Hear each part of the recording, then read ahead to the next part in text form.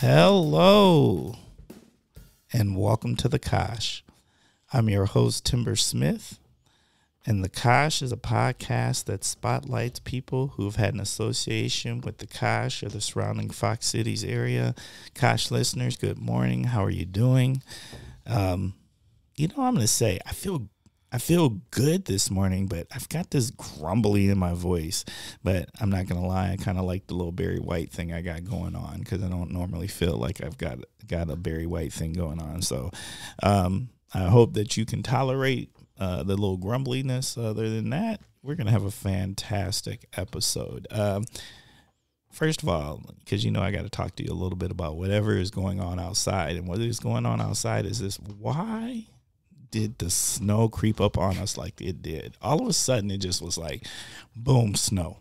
Even though, I'm born and raised Wisconsin, I get it, but then when that snow popped up on me this year, and I was just like, why, where, huh? How? I was not there yet. What I was waiting for? I felt like there was at least 2 to 3 more warm days left. Like October was supposed to sneak in just a couple of more warm days. I felt like, how we were supposed to have the 7 summers of Wisconsin. I felt like we got 3.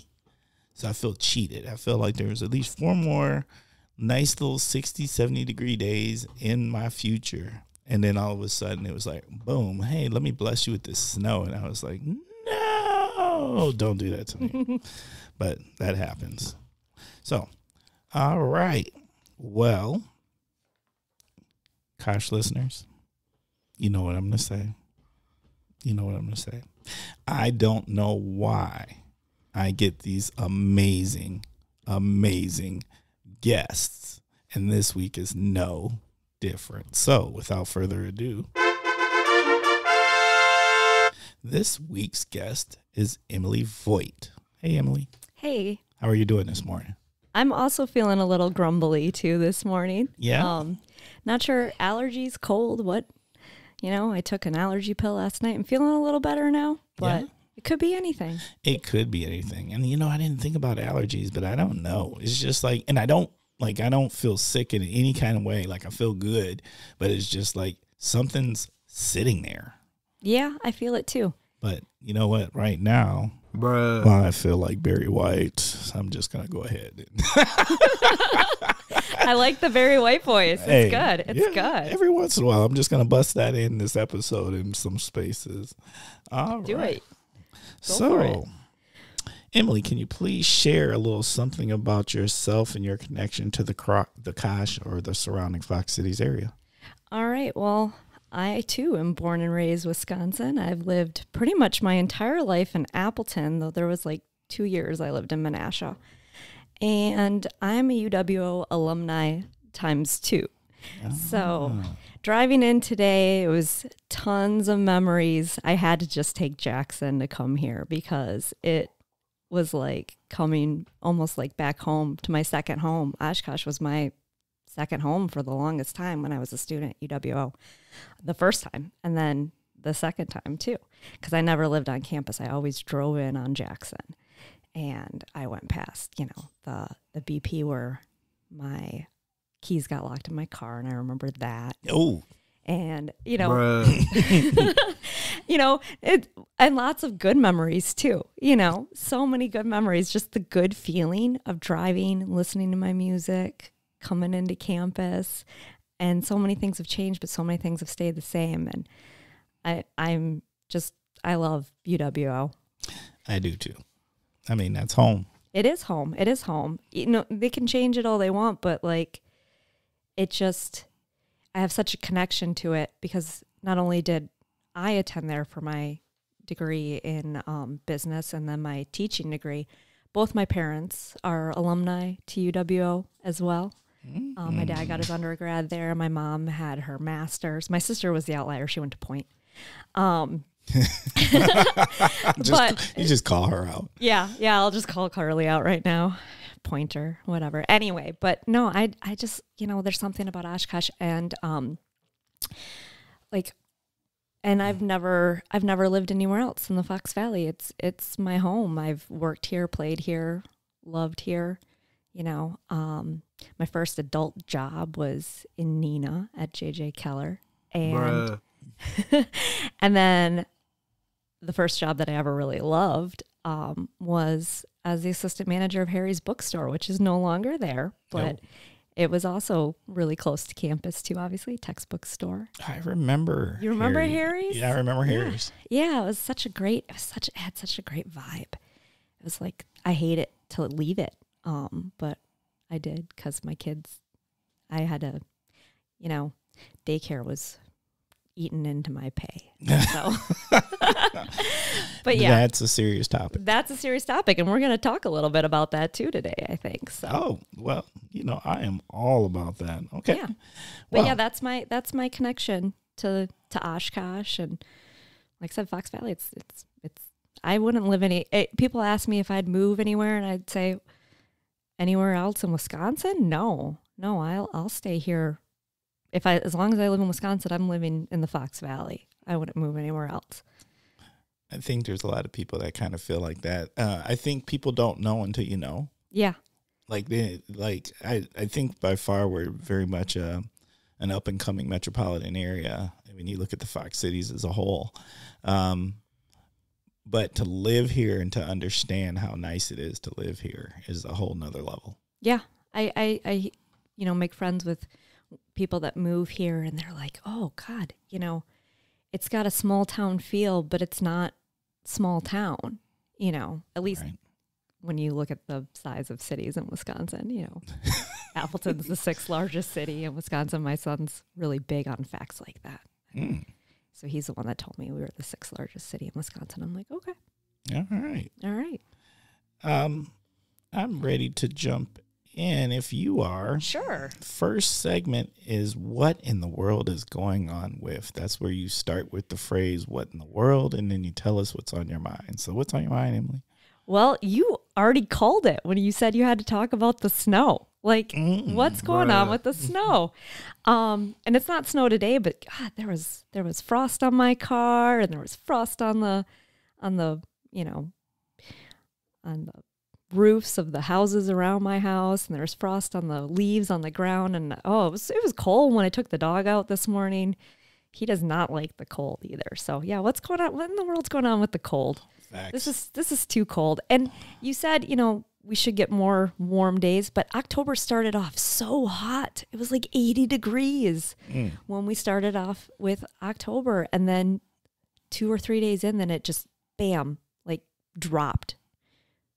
And it's been cold ever since. And then it dropped like a drastic drop again when we got the snow on Halloween. And the last time I remember like major snow on Halloween, I think I was like 6 or 7, and I had to wear my snow boots and my snow pants, and I was so sad because I couldn't show off my costume. I remember some pretty cold Halloweens. There's been some pretty cold Halloweens, but snow on Halloween, that's not typical. But I've also remember like some nice warm Halloween. Oh yeah, there were some good ones. I think when I was in middle school, we had a really good one. I was dressed up like a hippie. Did you dress up this year? No, I did not dress up this year. The school I was subbing at, they asked the kids not to dress up, so I didn't dress up either. Yeah. Why? I don't know. I didn't ask. That doesn't seem. Well, I mean, I'm sure there's logic in it, and maybe there's socioeconomic associations with that. I think so. Because that could be big. You don't want everybody else to have a costume, and then there's some children who don't. And then I think they've changed a lot of things in the schools because of that these days. And also, it was middle school too. So making sure costumes are appropriate. That's when kids start maybe experimenting and maybe not always wearing the most. In fact, actually, I'll say this from being in, I'm in schools from from elementary all the way up to high school, and the clothes people are wearing these days, I'm just like, wow, my mom wouldn't have let me leave the house looking like that. But hey, as long as, I guess, if that's how they want to express themselves, then that's how they want to express themselves. Facts. Yep. Yeah. I mean, times have changed since the 90s. Oh, yeah. Yes, they I had to pull that in. I had to make us feel old this morning with the cold and the bones and all that stuff. Yeah. Oh, I own being old. I'm good at it.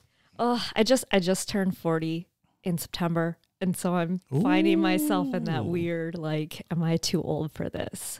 Oh. Or am I still young? I don't know. It's 40's a weird birthday. It's a weird birthday. Okay. Yeah. That's fair. When I turned 40, I very much was like, it didn't feel any different. Like, I just took it in. Now, I've got a milestone birthday coming up here, like in, how about a couple of weeks? Okay. And I'm like, now that one feels different. Can I guess which one it is? Is it? Oh, you can guess it. I don't want to. You don't. Oh, I'm turning 50. Okay. Yeah. All right. I'm going to be turning 50. You don't look it. You don't look a day over 40. I'll take that. You know what? I'll take any of that. Yeah, it's great when I'm at the schools and the kids are like, how old are you? Because they like to ask those questions. Oh, yeah. The kids always have to ask the question. How old are you? Or how tall are you? Because I'm really short. And I'll be like, I'm 40. And they're like, what? You're 40? Oh, my God. They make me feel so good about myself. They think I'm like 30. Oh, well, that is And good. I'm like, that feels nice. And then when I tell them how short I am, they're like, yeah, I can see that. Well, to be fair, I didn't think you were 40. Oh, thank you. I very much thought you were young 30s. Yes. Awesome. So, but yeah, age is just one of those things. Age is so funny to me because I'm going to be honest. I tease my daughter about this all the time because here's what young people find out real quick. When you're like 25 to somebody that's like 18, you're ancient. Oh, yeah. Oh, my God. Yeah. You're like ancient, right? Mm-hmm. I think 25 and that's like prime time. That's like prime youth, right? Yeah. But you're just getting out of college and you're like, you got the world at your feet and you got all these opportunities, and 25, your brain's finally fully developed and you maybe start making some smart choices in life and things are great. 25 it's a good age. But you talk to young people and shoot, an 18-year-old will call a 22-year-old old. They're looking at them like, you're getting kind of old there. Yep. Yeah. And the 22-year-old is looking at a 25 and a 26-year-old going, wow, you're about to like have kids and get married and stuff. and I just find that, the place that I am in life, and you go back and you look at this. And so I tease my daughter about this all the time and just call her old because, she's not old at all. But how old is she? She is 26. Okay. But to those youthful youth, they're looking at her like, mm-hmm. Well, my daughter is about to turn, my oldest, she's about to turn 22. And I'm like, look at how old you are. Oh, my God. And I'm like, you make me feel so old. She's like, Mom, stop it. And then she likes to tease me about how old I am, how ancient I am. I'm like, girl, I was 18 when you were born. I'm not old. Be quiet. Listen, you don't get to claim. I'm not claiming that. No. I'm totally good with it. I have no problems. Now, it's not so much about the age. It's about how to age. Yes. So, like, I want to hit that cool, mature man phase. That's what I'm going for. I'm even looking forward to, like, getting a little grayer and just having that distinguished older gentleman-ish. Yeah, see, that's the thing. Men can do that. But for women, like, it's so hard with women because either if you do it, if you age gracefully and you let the gray in your hair, some people are like, why are you doing that? And then if you don't, why aren't you? Yeah. See, I don't have that worry in my house. No. Even with my wife, because my wife proclaimed to me a long time ago, and when I mean a long time ago, I'm talking about like from the beginning. She told me she will be blonde for life. There will never be a gray point in her life. She will be blonde. And I'm like, and you know what? Facts. Yeah. Yeah. Yeah. I could say something, but I don't know if my mother would like me to say it. So I'll just keep that to myself. Yeah. Hey, look, don't be getting us in trouble with your mom. Yeah. I don't want her rolling up on me on the street like, hey, are you Timber? You're the host of the Kosh. Emily. Yeah. No, I'm not. I don't want them problems. We won't go there. Though my mom's mother, when she passed away at 96, she still was not completely gray. Oh, Yeah. So okay. I've got some good longevity, and I've only seen a few white hairs. So, Oh. I think maybe hopefully I take after my Nana. I think, me personally, I just think at a certain point it's a badge of honor. And I like our seniors, as I like to call them, the Whitehead crew. They're cool. They are. They're cool. They are. And they tend to be a little feisty too, so that's good. That's something good. to look forward to. It is. Definitely. Okay, so what in the world is going on with is what in the world is going on with the sport of getting samples at Costco? Bruh. All right, I don't know about y'all, but let me just break this down. So recently, I had never had a Costco membership, right? But I've heard about it. Everybody talks about going to Costco and stuff. And then I've got people like, oh, yeah, you go to Costco. You can walk around Costco the whole time. There's so many samples. You'll have a meal by the time you're done, right? And I'm like, okay, that sounds kind of cool. Like, I'm going to go Costco. It's huge. I'm going to enjoy it. And then while I'm there, there's literally like all of these setups for different samples of different foods and everything, drinks or whatever, right? So I go to Costco and I'm like, first of all, I'm overwhelmed because I'm just like, this is big and crazy. Not only is it big, all the stuff is big, right? So get in there with the wife and we're cruising around there. Right. And my daughter came up with her boyfriend. So we're going as a family in Costco. And then, I start seeing the samples. We make our way through electronics, flannel shirts, and then we head towards food. I get to food, and then there's the sample tables everywhere. Right. And I'm like, oh, and I can smell it. And I was hungry, legitimately hungry, and I'm ready. So I'm like, okay. And I think one of the first ones we ran up on was like pizza. So like, you have the person there and they got their little ovens and they're cutting them into these little squares and then putting them in those little white paper, like cupcake things. Right. And then they put them on the tray and then people come and grab it. Right.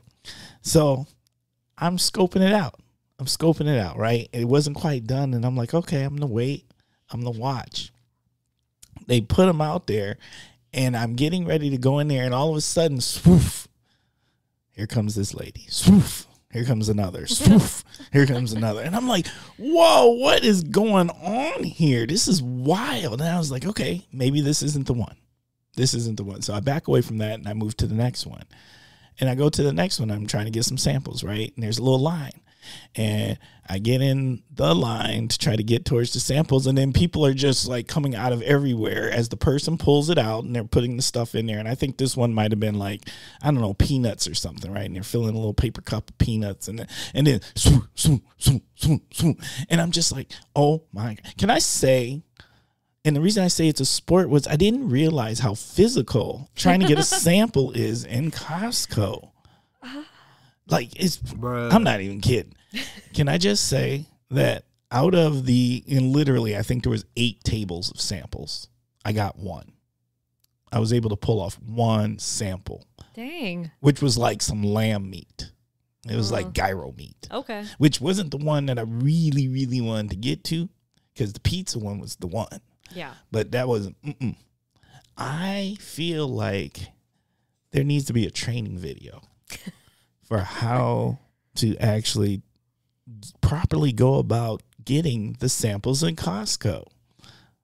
Have you ever gone? So that should come with your membership then, like when you sign up. Yes. They do like an intro for you and everything.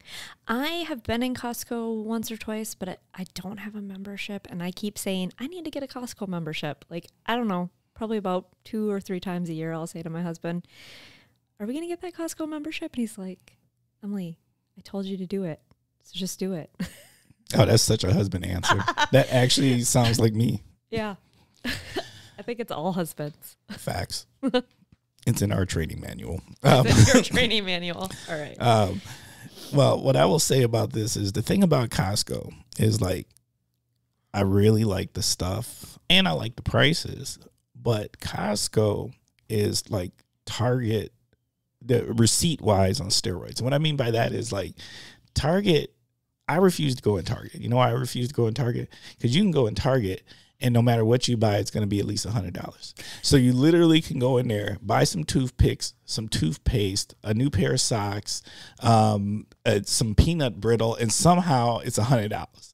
I don't care what you go to Target and get, it's $100. Well, the thing with Costco is I don't care what you go in Costco and get, it's going to be several $100. Oh, my goodness. Because, you know, and I'm just like, whoa, okay. And like, it seems simple. You're just walking down. You're like, oh, okay, I'm going to grab some of this. And, oh, yeah, that's good. We could use some of those. And I could use the 32-piece pairs of socks because, you know, Bosco's been eating all my socks. And I'm just going to put these socks in here. And the next thing you know, you're like at hundreds of dollars. And it's just like, oh. That sounds dangerous. I dangerous. love Target. I love Target. Tell me I'm wrong about Target. You're not wrong about Target. You're totally right. So my way of getting around that, I've been doing their pickup because then I can't just like, I don't allow myself to go into Target really anymore. I just do a pickup order. So then I don't spend. Then it's not $100 every time. Maybe it's $50. I'm just saying, like Target is truly infamous for the $100 no matter what. Yeah, but I love it. Their candles are great. Oh. Have you ever gotten those like the wooden wick candles? They crackle a little when you light them and like they're just amazing. I love them. Those are like my guilty pleasure. Oh, I know nothing about this life. Okay. Know nothing about this life.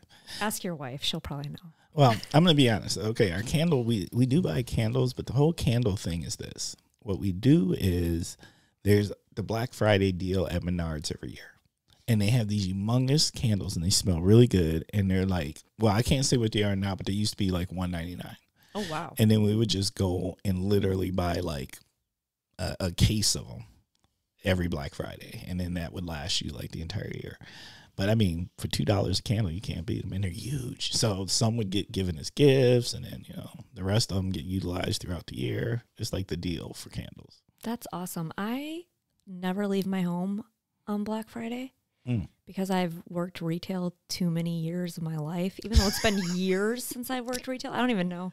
Bruh. I don't even know when the last. I'm trying to think. It was when I was in college. It was when I was in college for my first undergrad, and I worked at the mall. And I've worked at Chico's, and I worked at Children's Place. I worked at, do you remember when it was Dayton's? Yes. Yes. Okay, so that was my first retail job ever, was when it was Dayton's. So that would have been 99. Oh, my God, 1999. Let's take a moment. But anyways, since having worked there, it has turned me off to Black Friday shopping my entire life. I've never Black Friday shopped because I either was working at the mall or avoiding it like the plague. Yeah. What I will tell you, as somebody who used to Black Friday shop as a sport, and look, and we talked a little bit, you know, I've been hardcore retail at points in my life, but me and my wife, actually, we used to be the people when Black Friday was real Black Friday. And that's when stores used to open at 3 a.m. And we would be out there in the parking lot waiting with our newspapers, and we'd have walkie-talkies. Oh, my God. And then so we'd go, you run in, because that's what, there's either, like, depending on the store, there might be a line already out there, and so you got to get in line, and then the minute they crack the doors open, like, it's a sprint. People are running towards whatever they're trying to get for the Black Friday special, and so we would split up.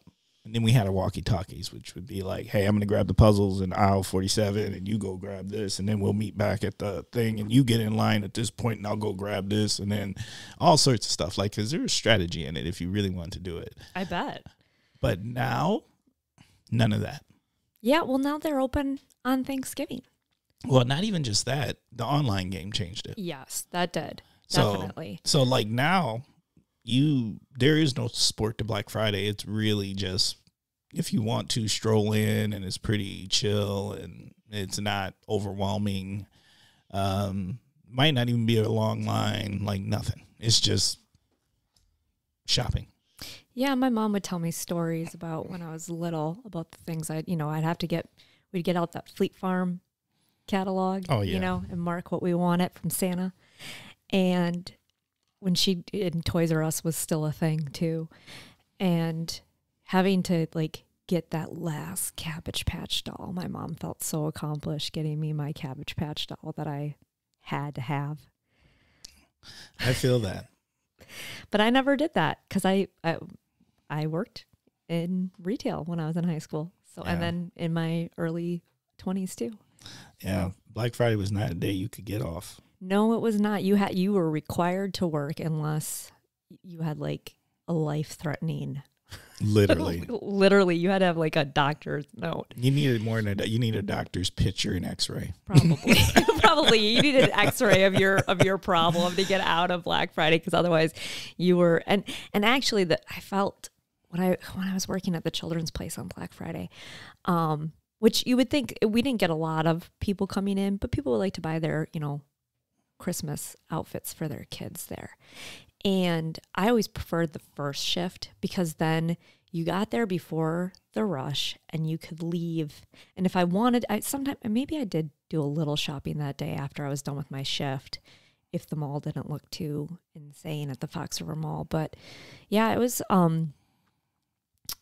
being a worker, being on that side. I think it's probably changed how I handle customer service a lot too with people, because I've been there. So anytime I'm at a retail place and the cashier's getting really flustered or something's going wrong and they're freaking out and they're like, please don't get upset with me. I'm like, oh, calm down. I've been in your shoes. I worked for Target Corporation when it was, because Dayton's became Marshall Fields and now it's Macy's. But I'm like, I worked for Marshall Fields. I know what Target Corporation is. You just do what you need to do, and I'm not going to say a word, and I'll be patient. So. Okay. I think we're going to move to the next segment. All right. And the next segment is a new segment. So we're trying out something totally new, Kosh listeners, because once again, we're past our 100th episode. And so we're going to take a couple of weeks and we're going to try a few things and we're going to see what fits and what sticks and what doesn't. And so this new segment is going to be called 21 Questions. And what these are just, I wanted to do some questions that got to really know people a little bit better. Cool. I'm happy to be your guinea pig. Yes. I appreciate you being open to this. No problem. So, and even though we call it 21 questions, there are not 21 questions. All right. All right. Now I'm disappointed. I wanted 21 questions. I'm going to work on that. All right. Well, as Kosh listeners know, we're already a pretty long podcast. 21 questions would definitely stretch us out quite a bit. Yeah, probably. But, All right. Question 1. Emily? Yes. What are you grateful for? My husband, and I know that sounds cheesy or lame or whatever, but he recently had like a health scare, and it wasn't even like a super, super serious health scare, but it was the first one he's had since we've been together. And, it put a lot of things into perspective, and I'm so grateful to have him. He's like the best person in my life. My parents will be mad now that I said him instead of them. Or my children might be mad about that too. But he's my husband and he's my best friend and I love him. What motivates you? My kids, my family. I have 3 kids of my own, and then my husband has one from his previous marriage. So we've got a blended family. We've got 4 kids. And all my children are autistic, and they've shown me, they've taught me so much. And they're on different ends of the spectrum or different parts of the spectrum and stuff like that. My kids are, but they motivate me to be my very best and to try to make change in this world for them. So yeah, it's my kids. What grounds you? Well, again, because things get kind of nuts in life, and with having 3 kids, especially 3 kids with autism,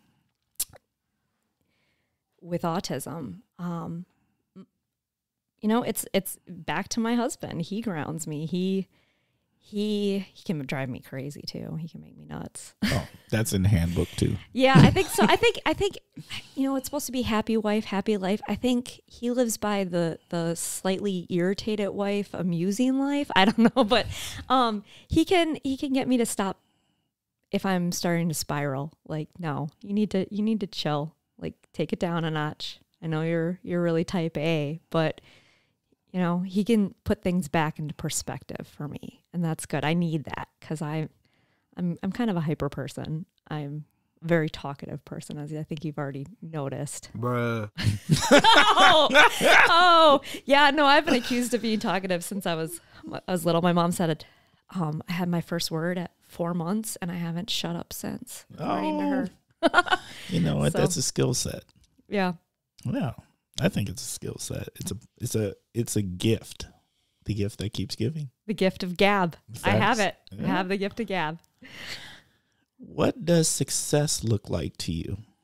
So to me, success looks like a person that is helpful, a person that tries to give more than they take when possible. Because I know that's not always possible. There's cycles in life. Sometimes you're having to take a little more than you can give. But at the end of the day, a successful person to me is a person that is helpful and that is happy. That's what success looks like to me. What irritates you? What's the pet peeve? Jerks. I can't stand people that are like needlessly rude or mean, or I get it. Like sometimes life sucks and sometimes life's really, really hard, but everyone's fighting their own battles. And if you're gonna just be mean just to be mean, that's not cool. What scares you? I am deathly afraid of spiders. You remember Arachnophobia? That yeah, movie? I do. Yeah, that and Sharks, Jaws. Oh, like I look back at those movies now and I'm like, oh my God, what was I so afraid of? The graphics are awful. Like, Bruh. but they instilled in me like a lifelong fear of spiders and sharks. And I had like vivid nightmares as a little child. I didn't sleep through the night until I was like 5 years old because I had such terrible nightmares from my dad would watch, stuff on TV. Jaws was on TV once, and it's just, I had a nightmare about a shark eating my cat. Oh. Yeah, I still remember it. Like, 35 years later, whatever. That's how bad of a nightmare it was. Yeah, those things, they scare the crap out of me. I'm with you. The only reason sharks don't scare me is because I'm not going to get in the water. I don't get in the water either, but, we just went to recently went to California because that's where my husband's originally from. And we went to California in July, and we had one free day to ourselves because it was about me getting to meet his extended family, because I never met his extended family, even though we've been together for 6 years. But it was the first time I had the opportunity to take some time off work and go out to California with him. And he's like, we've got one day to ourselves, ocean or mountains. And I'm like, I've been in the ocean enough times in my life, and I'm deathly afraid of sharks. So mountains, let's go to the mountains. And so that's what we did instead. What recharges your soul? So I've recently rediscovered yoga, and like, you got to have a good yogi too. You got to have a good instructor. Oh my God, I can talk. But like, I started going to yoga again, and this guy that I go to Crunch Fitness because, one, it's right by my house, and two, it's not that expensive, and you can go as many times as you want. And he's got yoga on Yogi Bob, and his voice is just soothing, and he ends every one with, oh God, now I'm going to probably say it wrong, but may your thoughts be abundantly grateful. May your words be abundantly kind. May your heart, God, what is it? It's been a while since I've been, because unfortunately I've been super busy. But like he just, the way he goes about his practice, and it recharges me, because I lead a really, really busy life. Like, I am super busy between being a mom and a substitute teacher and a county board supervisor And in the summer, I manage my parents' small business. Well, it's not their small business technically anymore now. We're a nonprofit now. But between all of that, my life gets super chaotic. And this is the one time that I take for me, that I slow down. And I'm going to have to think about, I'm going to try to remember what may your heart always be. God dang it. Now I can't remember. You know what? It's going to come back. It'll and come when back. it does, you just blurt it out. All right. No matter what you're talking about. Okay. That's something I'm really good at too. I don't know. Maybe I do have ADD. I don't know. I've never been tested, but I'm really good at when something comes back to me, I'll just pop it out and be like, oh my God, it was this. Or it'll come to me at like 2 a.m. and I'll be like, oh my God. That's another one. The harder I try to think of it, it Yes. never comes Exactly. But yeah, it's yoga has just been like a game changer for me, and not just for my mental health, but for my physical health too. So it's been really fantastic, and I love it. Like, I cannot say enough good things about. Now everyone's going to want to go get my Yogi Bob instead from Crunch. Gosh, his classes are always really full, so You just filled them up more. I just filled them up more. okay. Yogi Bob at Crunch in Appleton. Well, maybe he'll give you a special spot since you mentioned it on the Kosh. Maybe. We can work on that. All right. All right. Spot for life. No, I'm just kidding. I got one more question, and I didn't put this one down. Ooh, okay, great. Give it to me. All right. How do you define love? Oh God, you had to throw a really hard one at me. I meant to put it down. It was the first question when I came up with this segment. It was actually the first question I came up with for this segment, and I didn't realize that I never put it in there. So I figure, Well, there are so many different types of love. There's so many different kinds of love, and I feel like there's never enough love. It's like an infinite resource, right? Like, if you can find it. And like I said, there's so many different types. There's the type of love I feel for my children. There's a love that I feel for my husband. So it's romantic love, then there's the family love. Then there's like the love that I have for my community. And what I do with my life and everything. And then there's self-love too. Like, you need to love yourself too. So how to define it? My God, that's a huge question. I mean, when you're little, you think you know what love is. Like, so I've been married before, and I'm all 3 of my kids are with my ex-husband, and I won't say anything about him, but you think you know what love is when you're young, and your brain isn't fully developed yet. And then you grow and you change, and things change in your life, and then your definition of love changes too. So I think it's always constantly evolving based on where you are in your life and who you're with and what you're doing. But I've been very lucky in life in a lot of ways, that I've had a lot of really amazing types of love. Like, my parents are, oh my God, I love my parents so much. Like, they drive me crazy sometimes too, but they have been my biggest supporters and cheerleaders. They have never once told me that there wasn't something I couldn't do if I put my mind to it. And like, they set me up so great in life. And then like my husband, he's so encouraging and supportive. And I think I said it in our vows, because we just got married this summer, like I said, and we've been together for 6 years. And in my vows, I, talked about how I didn't think there was love like this, because I had been so deeply hurt too in my life. And, you know it when you see it, when you feel it. And I hope everyone gets to have love like I do, because I'm really lucky. All right. I just want to take a moment and say, Emily, thank you for being the first person to do 21 questions. Still disappointed that it's not 21 questions. We'll work on that. All right. This actually moved faster than I thought it was, so I'm going to add a couple of more. All right, cool. I had to kind of see. What did you think? How'd that feel? That felt good. Yeah. Throw them at me. When you're a mom or, as a dad, like, kids ask a million questions, and sometimes you're just like, oh my God, would you just, I mean, I love my children, but sometimes it's like, would you just shut up? We've all been there.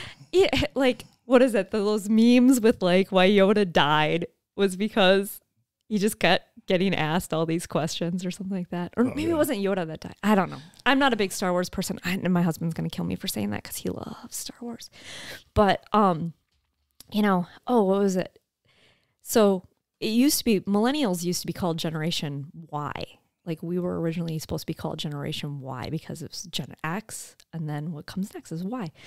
But the joke is because we always ask all the questions. We're always asking why. Now we're called millennials, and it's like, I don't know. I don't know how I feel about being called. I still don't know. I'm a zennial because that's somewhere between, because I was born in 83.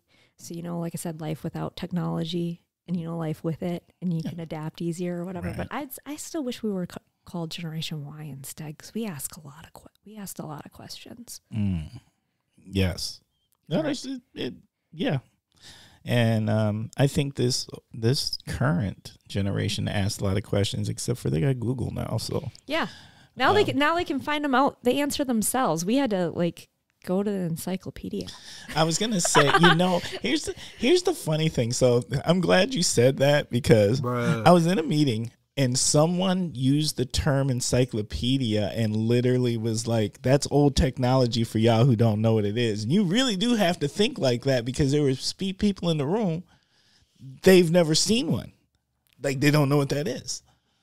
An encyclopedia. Like, that's a thing, right? That makes me feel really old now. You've never thought, wait, here's the thing. Like, when was the last time you've walked in somebody's house? And I remember this. My mom had this beautiful set. My mom paid a lot of money. My parents had that too. Probably the same one. This beautiful set of encyclopedias. And I remember writing papers from it and looking up everything. And yeah, same. My God.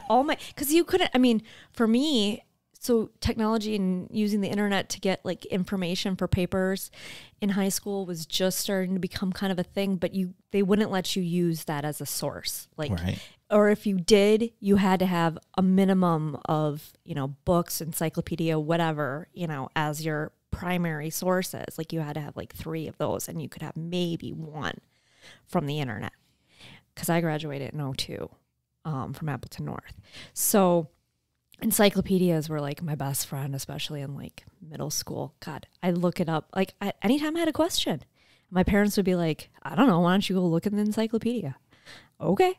So then I go downstairs to my family's library. We had one of the rooms in our house had these gorgeous bookcases. My parents still live in my childhood home, which is fantastic. And I should see if they still, I haven't looked at their if they still have them, but I should look. But they had a gorgeous set of encyclopedias. I'm a huge book nerd. I love books. Probably I probably own more books than I can maybe even read in a lifetime. I don't know. But I loved those encyclopedias, the way they looked, the way they smelled, the way they felt, because they had that fake gold leaf edges. You know what I'm talking about? Yep. And I'm going to be willing to bet they're still there. I bet they are too. If they still have my old boombox, that's probably still. The encyclopedia. Oh my God! I think my dad still has. It's probably in the basement, but he probably still has his reel-to-reel, because he helped start the radio station at UW Oshkosh. Oh, really? Yeah. WRST? Yeah. That's a big deal. Yeah. Yeah. So he went to school for communications before it was called radio, TV, film, and stuff like that. That's where he went, to UWO. And so he loves, all of that stuff. So my parents have, they still have their record player. They still have their tape decks. Yeah, but those are cool now. They are cool. In fact, actually, I've thought about getting a record player just so I can inherit my mom's records. So you can be 60s, cool. So I can be cool again. Go to record shops. That's right.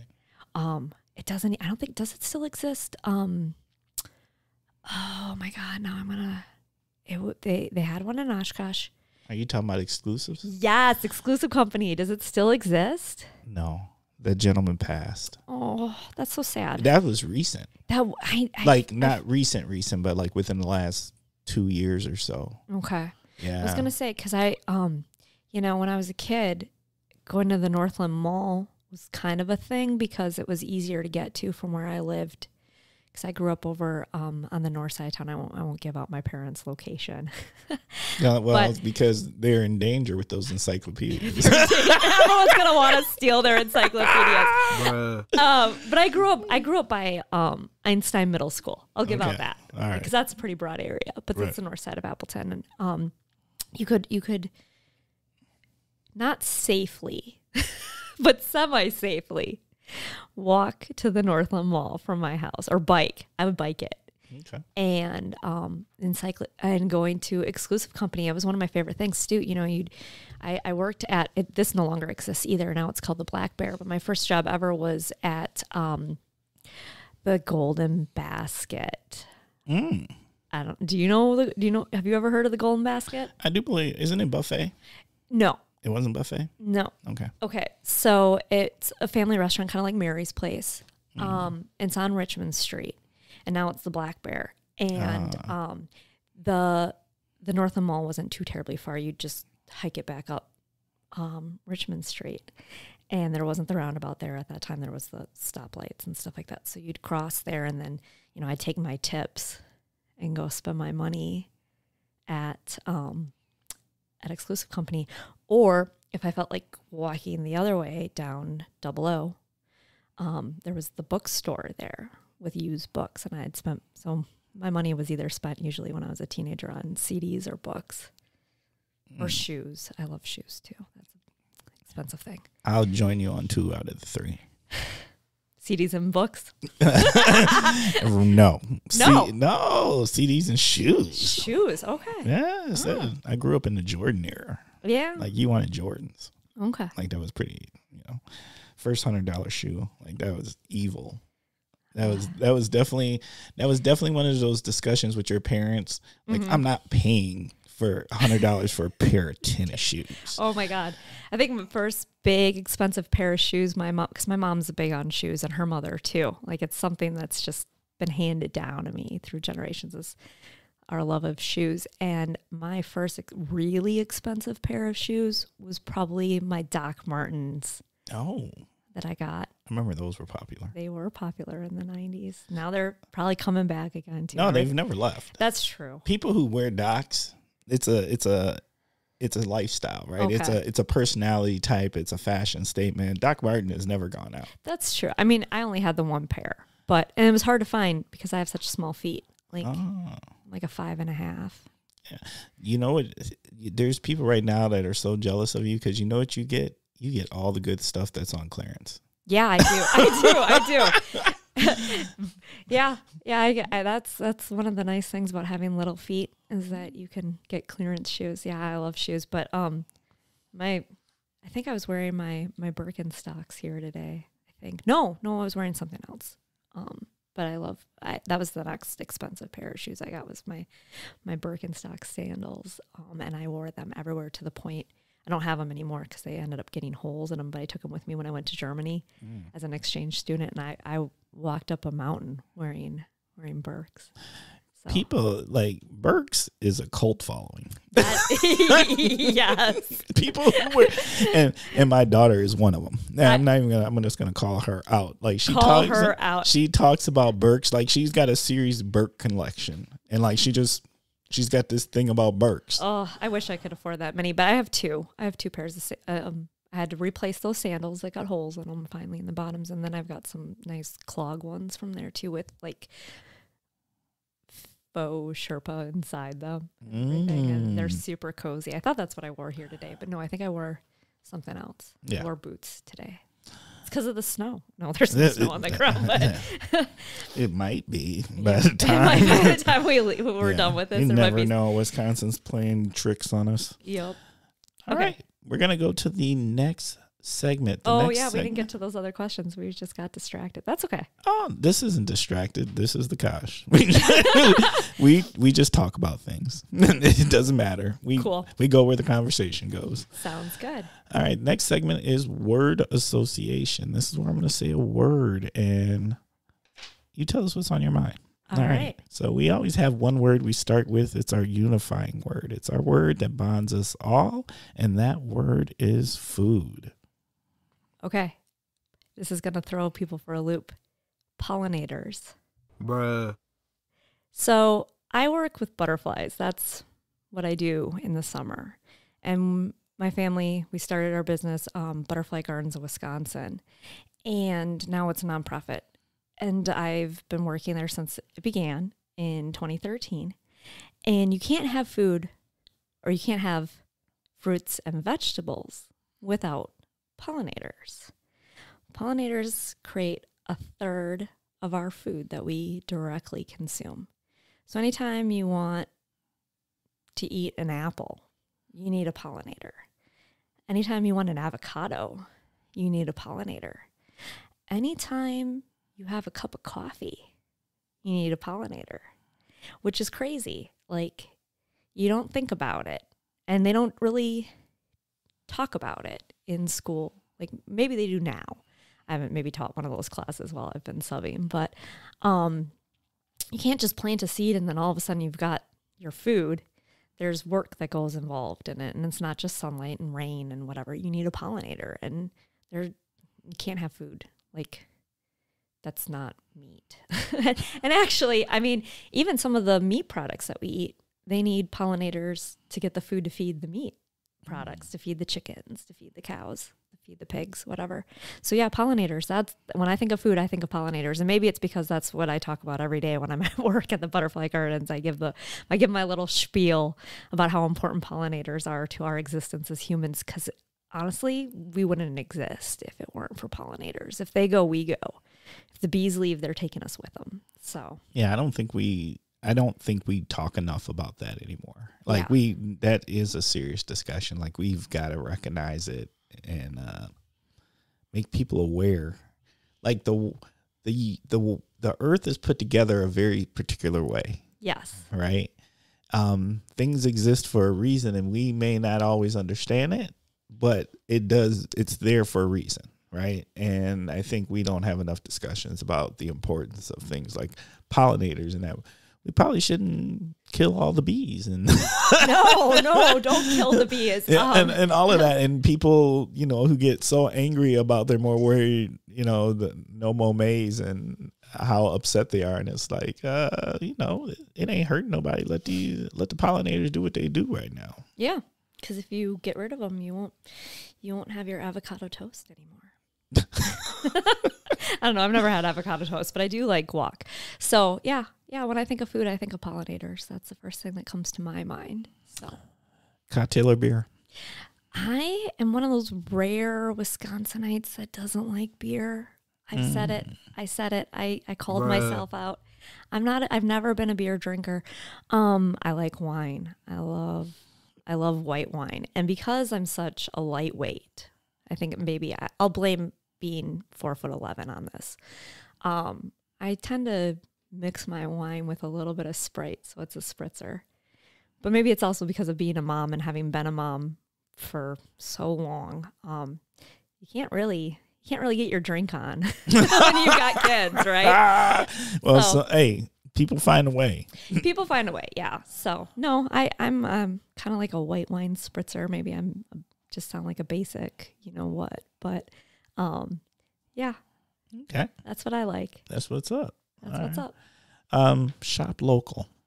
So I try to shop local when I can, but when you're busy like I am, I do a lot of that Target pickup, which, sorry. But there's this place in Appleton that I absolutely love, and anytime I can get there, I'll spend too much money on it, but it's fantastic. It's the Eco Candle Company on College Ave. They're fantastic. And they even had a scent called Butterfly Garden. So of course I had to buy a bunch of those and gave them as gifts to my parents too for Christmas one year. I don't know if they still have that. Like, they'll change their scents out and stuff like that, but they have room spray too there, and they've got they started carrying like a laundry soap and stuff like that too. So I'm big on trying to buy products that are good for the environment, or at least don't harm the environment, So that's that's pretty cool. That candle store is dangerous. That's another one. That's that candle store is the Target of candles stores. Yes. You go in there, you spend $100. I'm just saying. Just saying. Yep. Yep. Right. Definitely. I've got a colleague at work. Like that's her thing. If the world is going bad at work, she's going to walk down to that store and she's going to spend some time there. I'm just like, okay, yep. I get it. And it smells amazing. It does when you smell go good in there. there. You don't even want to leave. It just smells so good. And you could just go around smelling candles like for hours if you wanted to. It's fantastic. Facts. I'm going to throw one more word in here. And because I didn't put it here. This will be true word association. You're really going to see how my brain works. All right. Well, it's a word we typically do on the Kosh. I shortened word association because we were trying out 21 questions, but I feel like this word is a great word for you to share what's going on with you. And that word is diversity. Diversity. That's a great word. And it is it's a charged word right now, which is, okay. First thing that came to mind was what's going on. And it's not a word. I can't just put one word because there's so much. It's such a huge topic. All right. So what's going on right now, and maybe this could have been my what's going on right now, is with Oshkosh, with letting go 140 employees. And why? And it's because it really comes down to so I'm going to get a little political.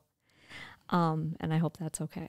Yeah, we're the Kosh. We ain't scared. Okay. So DEI is a big thing right now.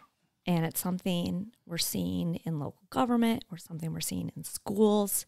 And it's a word that either like scares people or some people are really embracing it. And apparently it scares our state legislature because the UW system wants DEI and diversity, equity, and inclusion. I should not, teachers and government workers are known for using all the acronyms. All the acronyms, and they can mean different things too, right? So the state legislature doesn't want the colleges to have DEI, so they cut their budget. So then when they cut their budget, they have to lay off professors and employees, and people are losing their jobs because the UW system wants to keep DEI. They know it's important. They know it's something that is affecting our community and it's affecting our state, and we should recognize it and do what we can about it.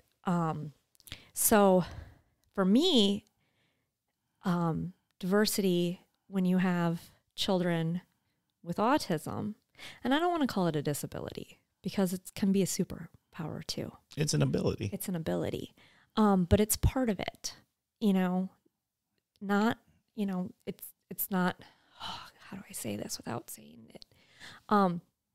It's not the norm. It's not neurotypical. It's not, it's not how the majority is. It's a minority. It's part of the minority to have that kind of the way your brain works with autism. And that's part of diversity too. So there's disabilities that are visible. And then there are the and again, I don't like calling it a disability, but there's the differently abled, right? That's maybe the better way to put it. There's people that, like I said, it's completely visible. You can tell if someone has to use a wheelchair. Mm-hmm. But someone with autism, you can't always tell. And as a mom of autistic kids, and that's another thing, that's a whole other topic to talk about, being a mom of autistic children, because according to the internet, we're not supposed to talk about it. We're not supposed to acknowledge that it makes our lives different too. But I have become quite an advocate about autism because it's not just a day in our household, it's every day. Every day is Autism Awareness Day in our household. And, it creates different opportunities and different challenges to have this diversity going on in our own home. And I think it's important to acknowledge and address it and all the different diversities, that's, everything that's happening right now in our environment and the ways we can be better and we can improve ourselves. I'm a firm believer in you don't have to stay the way you are. If you want to change your way of thinking, your way of doing things, you can. And because life isn't stagnant, people aren't stagnant, and we can always learn more, and we can always do better, and we can always change our way of thinking if we would just open our brains and allow the possibility that maybe the way we were doing things wasn't the best way. And maybe it was, and maybe you're doing things great, but knowledge is power, and changing the way we look at things and the way we react to things and the way we teach is important, and diversity plays a big role in that. And I think, it's not going away. Our population is just continuing to get more diverse, and that's not a bad thing, and we shouldn't be so afraid of it. Like, why are people so afraid of diversity? Well, the only real reason people are afraid of diversity is because they've decided, the people who feel some kind of way with it aren't really looking at diversity as what it truly is, which is just a difference in demographics of different identities of these different things, right? Like you said, neurodivergence is diversity. Being a veteran's diversity. This being able-bodied is diversity. But when people want to use it in these divisive ways, the only thing they relate it to is race and gender identities. Yeah. And that's not what it is. And so I love where you took this, because that's, as a person who does it for a living, that's always been my approach, is like diversity represents everyone, no matter who it is. We all have our own identities that are minority, whatever that is. And it could be anything, you could be lactose intolerant. I mean, people don't think about that, but that's a thing, right? It is. My cousin's lactose intolerant. We have to always, like, when he comes to visit, we have to find a place that, It could be hearing. Yes. It can be vision. Yes. Oh, gosh. I mean, I've grown up with a lot of that stuff because my mom's mother lost her hearing as a child. My grandmother was born in 1920, and the medical community and medical advancements, not anywhere close to where we are today, right? And so she lost her hearing when she was a child. And I'm from the way I always learned it, it was from illness, probably scarlet fever. I've actually had scarlet fever myself, which is really... Bruh. Yeah, I had scarlet fever as a child. When I was 6 years old, I had scarlet fever. That's how we found out I was allergic to penicillin. But my grandmother lost her hearing, and so we had to accommodate things with her. She hated hearing aids. I guess my grandpa, I never really got to know my grandpa because my mom's dad died from a rare medical disease when I was 2, something called scleroderma. It's really, really rare, and it's a horrible way to die. And I won't even go into it. I was only 2 years old, so I didn't really get to know my grandpa. But according to my Nana, she said that her husband, George, he made her get hearing aids because he couldn't stand that she couldn't hear him when he was talking. But she didn't want them because they were huge and bulky and ugly, and they made you look old, and she didn't feel old, but she had hearing loss since childhood. And my mom's older sibling was born with disabilities. He was born in the late 40s, and he was born prematurely, and his head was squished with forceps when they removed him from my grandmother.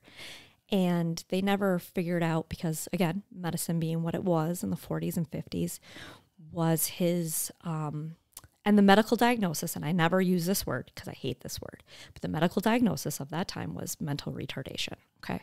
So Was it because his head was squished with forceps? Did he suffer from brain damage? Or was he autistic? I don't know. You know, the community, like things have changed so much and have gotten so much better, which is fantastic since the 50s.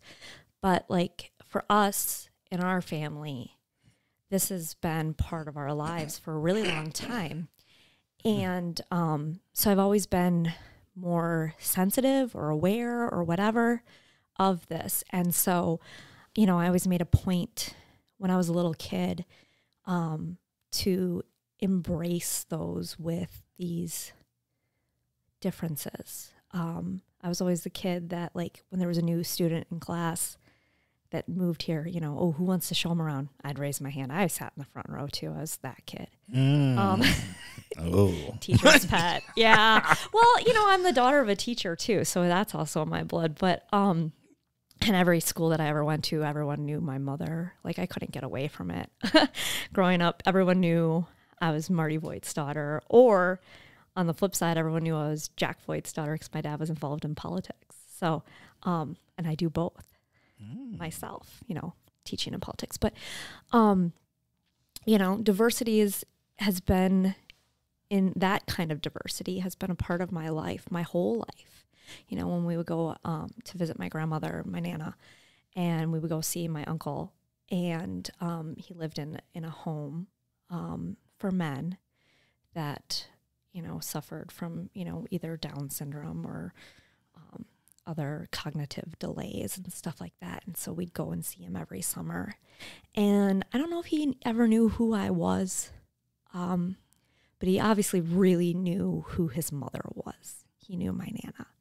And the amount of compassion that my grandmother had for him. And then when we got the diagnosis for my sons with their autism, my Nana was still alive, thankfully. And she was so instrumental to me as a mother and as a parent, as a caretaker, because she had been through all of it too.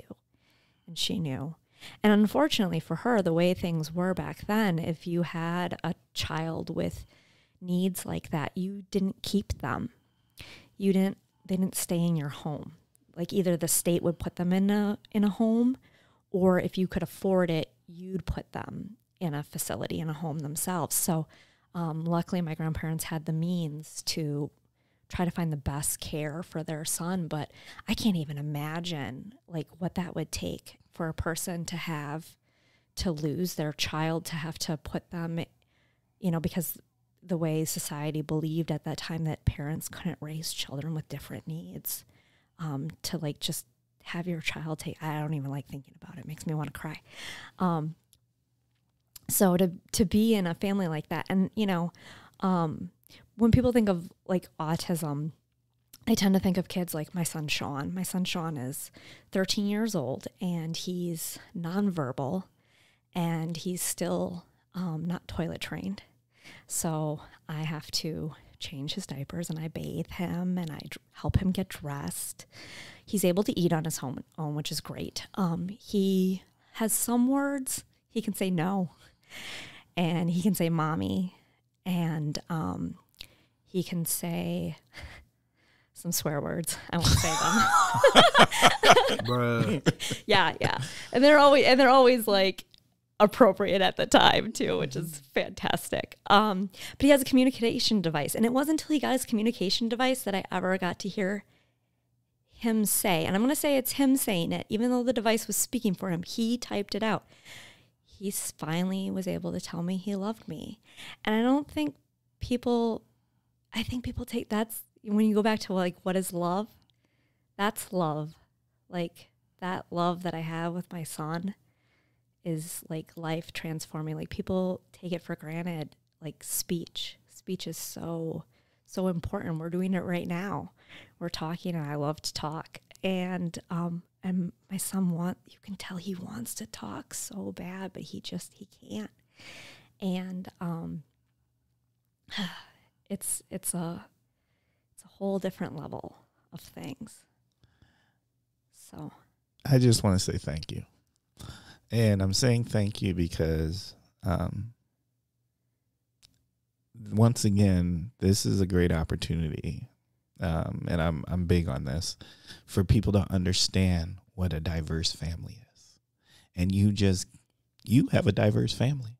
Yeah. And this isn't what people think of when they say it. And this, to me, is the very definition of what it means to have a diverse family.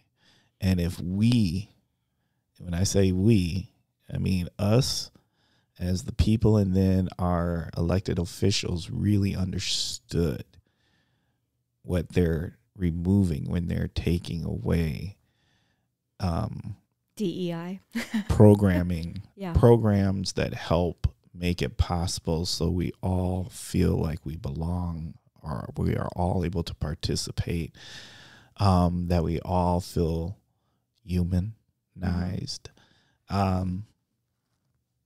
Yeah. They're hurting everyone. It hurts everyone. They're hurting things that they don't think. No. They're hurting because they don't put it in the category, but it is the category. Yeah. It literally is the very definition example of what falls under that umbrella. Yeah. And that's tough. Yeah. Because they would have a tough time defunding what you just shared. I think so. And, if we go back to like the way schools used to be, like, and even just back to when you and I were kids in school, kids like my son Sean weren't allowed to participate at all, and I am of two minds, because it's important that we see diversity and that we see this kind of diversity so that we can be compassionate, caring individuals, because he exists and his existence is important in this world. And people may just see him as a drain on society. And we're going to talk about this a little bit more when we talk about my topic. But, so having him included is important. But they're used to like the way things used to be, where kids like him didn't exist in school and you kept them away. Now, in some ways, him being in the special ed room more is helpful for him, but it's not helpful for the population at large, because if you, and I try really hard, because it's hard to go places with Sean. When he was little, it was easier because people were like, oh, he's little and cute, and, you didn't think like, but I'd also, there were times when I'd take my sons to, because like I said, all my children are autistic, and my daughter didn't get diagnosed with her autism until she was an adult, and I hope she's okay with me sharing that. So I apologize to her right now if she's not, but I think she's been, a little more, forthcoming about that herself. But, so with my boys, they're on opposite ends of the spectrum. And usually when I talk about autism, I talk about them because, they got their diagnosis when they were little. And they got their diagnosis when I was going through a divorce too. So it was a big struggle on a lot of things, and going towards being a single parent with 3 kids at home and 2 little ones with autism. And, I'd take them with my mom out to like, they loved going up to Bay Beach, but they had a hard time waiting in line, or, have a hard time getting off the ride when it was over, and not understanding why they couldn't keep riding the ride. And so I'd get looks, like dirty looks from parents. And then I'd be like, they're autistic. And then they'd, either, shut up, or, give me these looks of pity or whatever. And it's hard. Like, I get it. Like, it's hard to know how to react in situations like that. But we don't see it enough either. Like, I'm gonna out myself on this. I used to love Grey's Anatomy. Okay. I don't like where it's gone. Don't even get me started on this, but I'm rewatching it again. And the episode that I'm currently on, I think there's a kid with autism in it.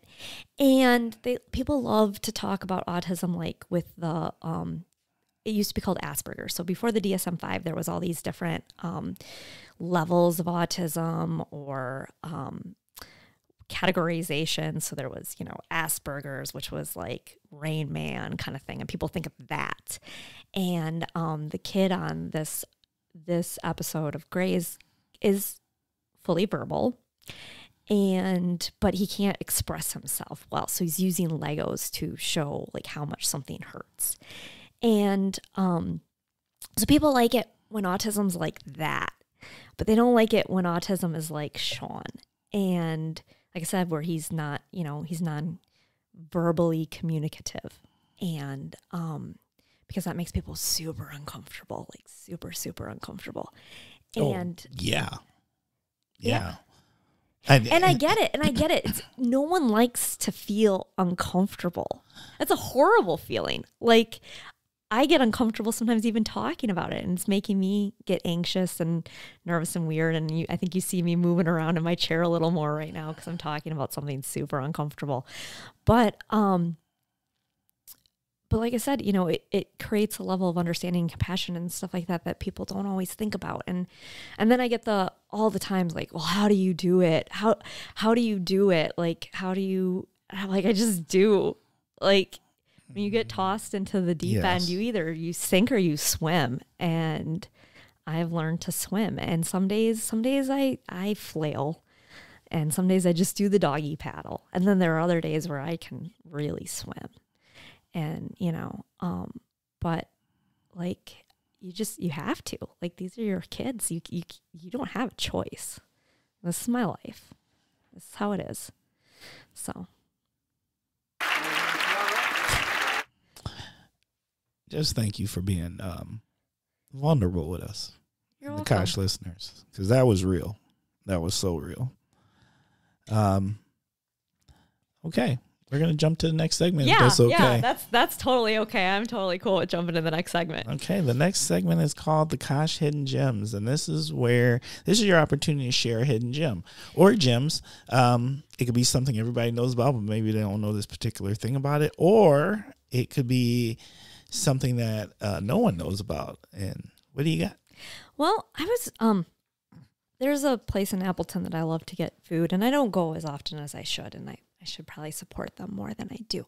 But I was just there the other day, and I noticed how empty it was. And it's such a fantastic place. And it's called the Cozzy Corner, and it's in Appleton. And so many people know about the Cozzy Corner, but they don't always think of the Cozzy Corner for getting, like when they want to go get dinner that night. Maybe they think of somewhere else, somewhere that's maybe a little more visible, that's not tucked in behind, College Ave. And I went there to pick up food, and it was empty. And I was like, why is this place empty? It needs. And then when I saw your list of like, shout outs, I was like, I gotta, or hidden gems. I need to acknowledge this place because this is such a fantastic, and their food's good too. And it's it's not expensive.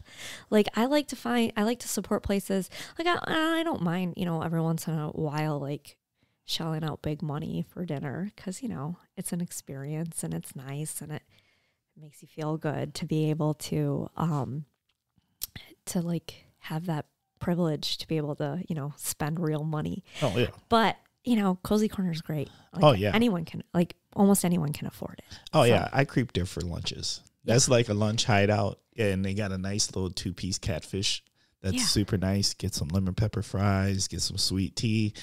And it's just, it literally is cozy. It is. It is. Like, it's literally cozy. And the vibe there's great too. And I like it for lunch or dinner or takeout or whatever. So yeah, people need to go there more.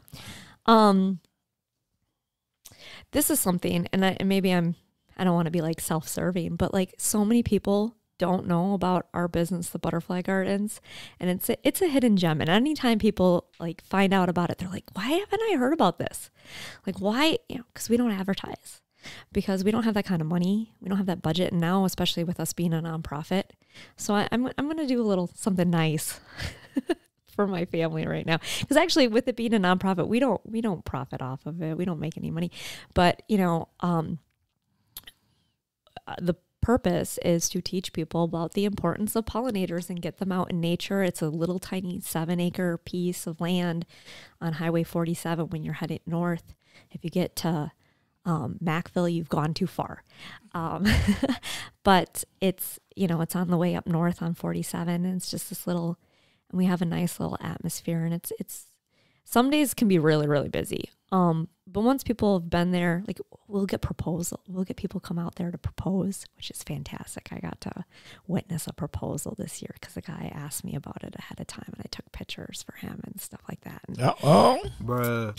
And I felt like a creeper because here I'm following him and his girl around, and I'm like, oh, I don't want them to think that I'm like stalking them or something. But I was trying to get the picture when he took. To catch the shot. I was trying to catch the shot for him because he was going to hire a photographer. I was like, well, dude, if you do that, like she'll totally know what this is about. But if I take your pictures for you, you know, how'd they come out? Fantastic. My iPhone did great. Okay. But yeah, everyone likes to say that we're a hidden gem because we don't advertise. Okay. And I gotta give props to my new friend. Well, not new friend. I've been friends with my friend Jamie Pappenfuss for a while, and she's just opened her own salon, and it's on College Ave. It's called the Violet Social Club, and she is phenomenal at coloring hair and cutting hair. And she's got this new place, like I said, on College Ave. She just started her own salon, and you should check her out. Where's that at? I mean, I know it's on College Ave. It's on College Ave. It's closer to Badger. It's by Uni, I think. I've been in there. Yeah, so it's right next to there. So yeah. I actually was recently in there. Okay. Yeah, because of a friend who works at Wibbick. Okay. And I got to see it, and I think it was right before they were having their grand opening. Well, she just had her grand opening, and she's just amazing. It's a great vibe in there. It is, and she's got all the she's just an amazing person too. Like, so she just did my hair the other day, and I love it. Okay, I'm talking about AJ. AJ, yeah, she's friends with AJ. Yeah. So you know who I'm talking about. Yeah, Exactly. Yeah. Awesome. Here's a funny thing. During this conversation, what I also realized is that I didn't know that I knew your dad. Everyone knows my dad. Yes. Yes. Yeah. I did not understand that I didn't think about the last name, and I didn't connect the dots until you connected the dots. Yeah, there's a lot of Voights. There's like, when there's a family reunion, there's like hundreds. Like dairy farmer, German Lutheran. Yeah, like they popped out babies like crazy, apparently. And so my dad's one of 7, and he's the oldest. And my dad inspires me. Like, we don't always agree on politics because we're on opposite sides, but there are times where we can come together on even that. And like, he's pretty fair. He's pretty fair, yeah. And he is, I worshipped my dad when I was little. He was like, it's funny, because he's such a good dad. My mom's amazing too, so I want to give her extra like points because my dad is awesome, but I get a lot in my personality from both my parents. And my dad can be a lot. So my mom, they've been married 50 years. They just hit their 50th this summer. And they've taught me so much, like my parents being on both ends of the political spectrum and everything like that, with my mom being a Democrat, my dad being a Republican. And it was like I don't know how to say it. Like I'm so lucky to have them as parents. They're fantastic people too. They're just good humans. So, yeah. Yeah. I've gone to go serve breakfast when it was in the other location for the veterans. Yeah, so that's actually, you know what? Let's give a shout out right now. I know it's not shout out time. Go ahead. But my dad started another nonprofit. My dad's a Vietnam vet. And let's talk about this for diversity. And maybe I'm sharing too much, and hopefully he forgives me, but it's not something that he hasn't shared himself too. My dad served in Vietnam, and he was drafted. So he did not choose to go. This was not something he wanted to participate in. But, you had 2 options. You either served or you went to Canada, or actually you had a third option. You could go to jail, And this is, a rough part of our U.S. history, and I love history. It's my favorite subject to study. That's what my teaching degree is in, actually, is secondary ed, broad-field social science with a minor in history. And so my dad's a veteran, so he served his country like he had to do, whether he wanted to or not. He was a student at UW Oshkosh. He would have gotten his deferral, but he wasn't a full-time student. And in his last year of college, his number got called. And they sent the papers to his parents' home because that was his permanent address. And so then his mom had to find him because I think he was on vacation. So Oshkosh has a big place in our family's heart because my dad, lived in the dorms there and, all that good stuff. And he was on vacation and he came home and his mom let him know his draft number got called and he had to report. And my dad, so because of that, he's got some PTSD, Vietnam was really, really hard.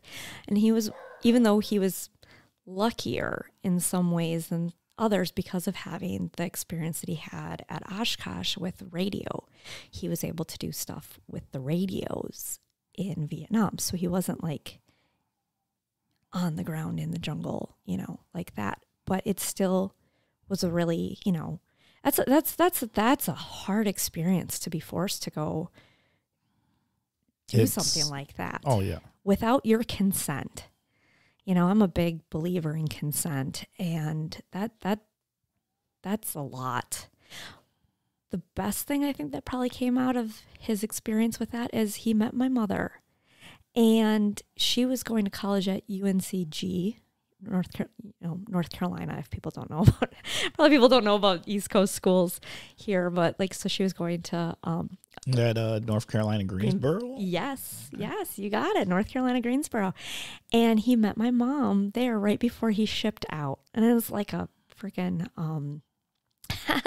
like Nicholas Sparks novel. Oh my God, it's amazing how they met right before he left, and then they started writing to each other, and that's how they got to know each other. And then they started dating when he came home, and then my parents got married a couple years later. And so I wouldn't exist, maybe even if my dad wouldn't have been drafted, or my sister. So, there's his silver lining, I guess, with getting drafted. Well, I think the universe works as it should. Yeah.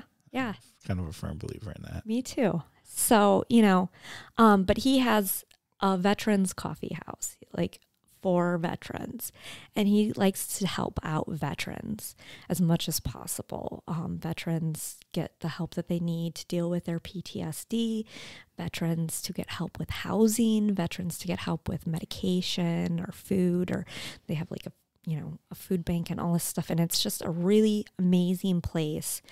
And it's a hidden gem too. So people need to, if you're a veteran or if your family, has veterans in it, you're welcome there too, because it's a support system for everyone that loves a vet. My mom's dad was also a vet. He served in World War II. And actually that's how my grandparents met, because they were in college as well, my grandparents in North Carolina. So North Carolina's holds a place in our family's hearts for meeting people. But yeah. That's cool, because I've had the chance to sit down with him, have some conversations with him. Just a good gentleman. Thank you. Just a really, really cool gentleman. And I've definitely gone to go serve meals to the veterans, and have taken my boss also. We connected and I got him to go serve meals to the veterans. So that's pretty sweet. Awesome. It's a great experience to go do that. Okay. All right. I think we're going to, you know what we're going to do? We're going to take a quick commercial break. Sounds good. Did you know there are children in the Fox Valley in need of hearing aids, but their parents struggle to provide them because of lack of insurance or high copays? I am Juliette Sturkins, audiologist and board member of Here in the Fox Cities, and proud that this small local nonprofit organization has helped fund hearing aids for some 30 kids. Your donation would help more children here. Visit hereinthefoxcities.org to learn more and to see their smiles. Every child deserves to hear. Okay, we are back. Just want to put that out there. I always put the offer that if you are a nonprofit out there and you'd like a commercial on the Kosh, holler at me because we can do that. And I give those away for free. We're going to move into what has become my favorite segment of the Kosh, and that is story time. So, Emily, what this is it's an opportunity for you to just share a story. Like, I believe in the power of stories and narratives. And this is an opportunity. It can be about absolutely anything you want it to be. Let's go. Okay. Well, you find a lot of stories. You have a lot of stories when you substitute teach. And lots of people like to focus on like the awful side of substitute teaching.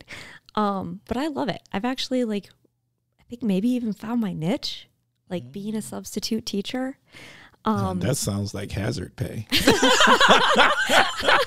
Which is funny because it's like, Bruh. I do this. And like I said, I also serve in local government and I'm on the county board, but I love them both. But substitute teaching, it has, you can make a kid's day or you can destroy it as a teacher. And I try my very best to always leave them with something positive. So I can't use names, and I'm not going to use the name of the school either because, it's kids. So we got to protect kids and stuff like that. Facts. Yes. So, but there's this girl, and she's just the sweetest thing at a middle school that I sub at. And when you sub, sometimes teachers will leave you detailed notes about, the good kids to, facilitate to help you if things are going wrong or whatever. And sometimes they'll leave the names of the kids that are more challenging. Let's put it that way. They're a little more challenging.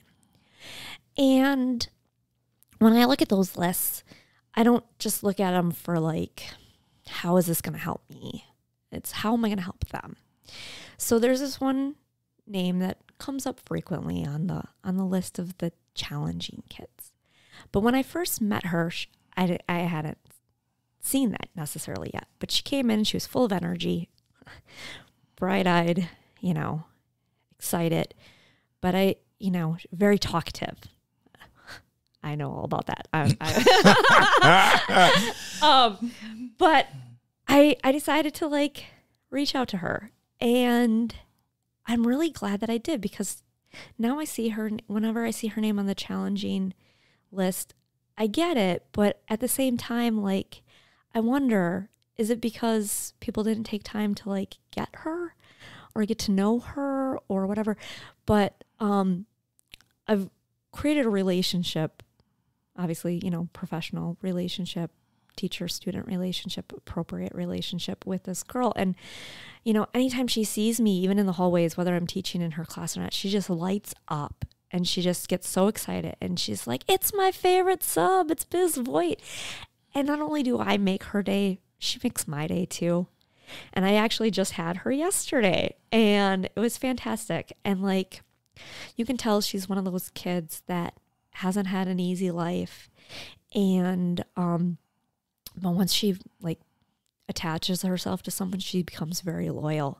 So whenever she's in one of my classes, if the other kids are giving me a hard time, she won't stand for it. She sticks up for me and I stick up for her. And I'm so glad that I didn't just read it as challenging, that I created a good relationship with her with school because, maybe you gave her a chance. Yeah. You gave her a chance to show you who she really was. Yeah. And she's fantastic. So while I can't say her name, she's awesome. So that was awesome. Okay. Now it's that time of the show. Let's just do this. Okay.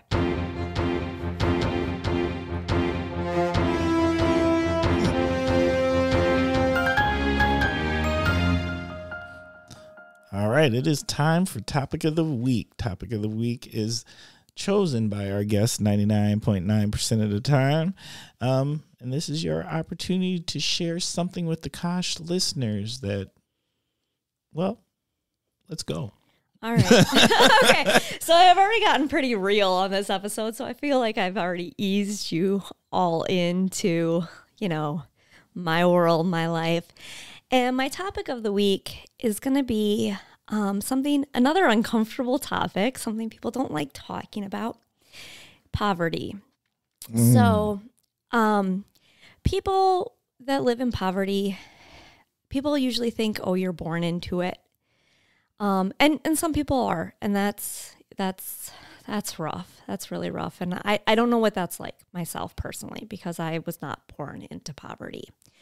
But situationally, I found myself in poverty for a number of years of my life. And for my situation, it came from being a teen mom. So I was really, really lucky that like I said, I didn't grow up in poverty. I had fantastic parents and they provided for me. I never didn't have my needs met.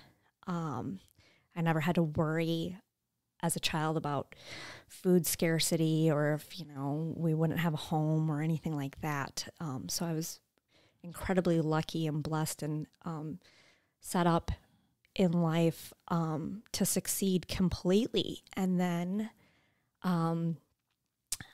when I was 17, I got pregnant and I kept my daughter, and I'm so very glad I did. She is turning into an amazing young woman. And I married her father, and even though that didn't last, I don't completely regret that either, because I wouldn't have all of my children if it weren't for that.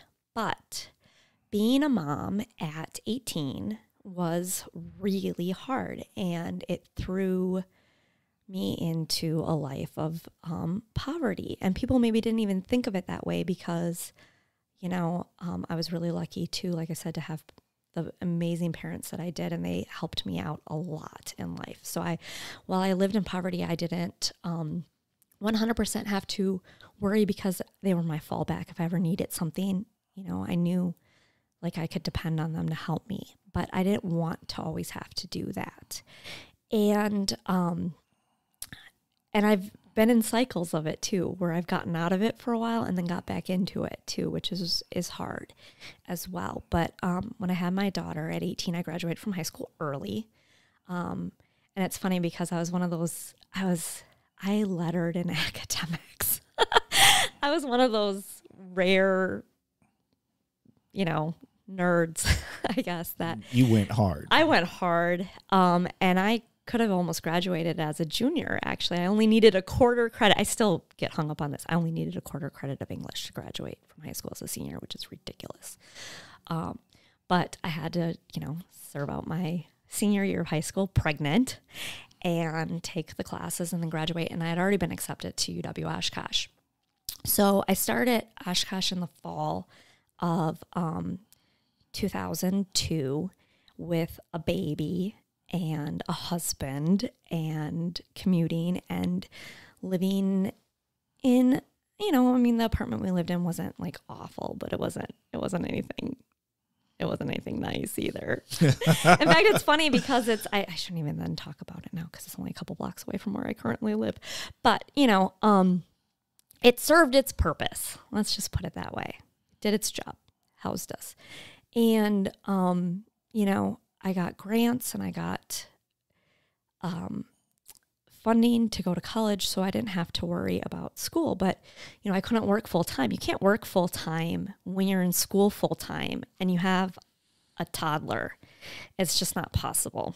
And my husband of the time, he's now my ex, but he worked full time too. And as well. And then he also had another job too.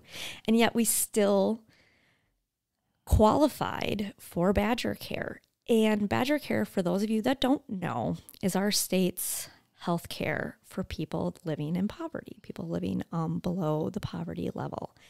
And it's a wonderful program. However, when you are getting assistance like this from the government, you have to kind of put up with a certain level of Stigma and disrespect, quite frankly. And you're treated as less than because you are considered a drain on our society. It didn't matter that I was going to school full-time trying to get myself out of this level of poverty. And then, you know, getting food share too and stuff like that. Now, the man that I was married to at that time, he didn't want food share. So we did not accept food share, even though we more than qualified for it. He allowed the Badger care because healthcare is super important and very expensive, and his job didn't provide for it. And my part-time job working at the mall didn't provide for it. So, but for him, taking food share was just too much. And maybe I shouldn't even really talk about him too much either. I'm not going to mention his name for his own privacy.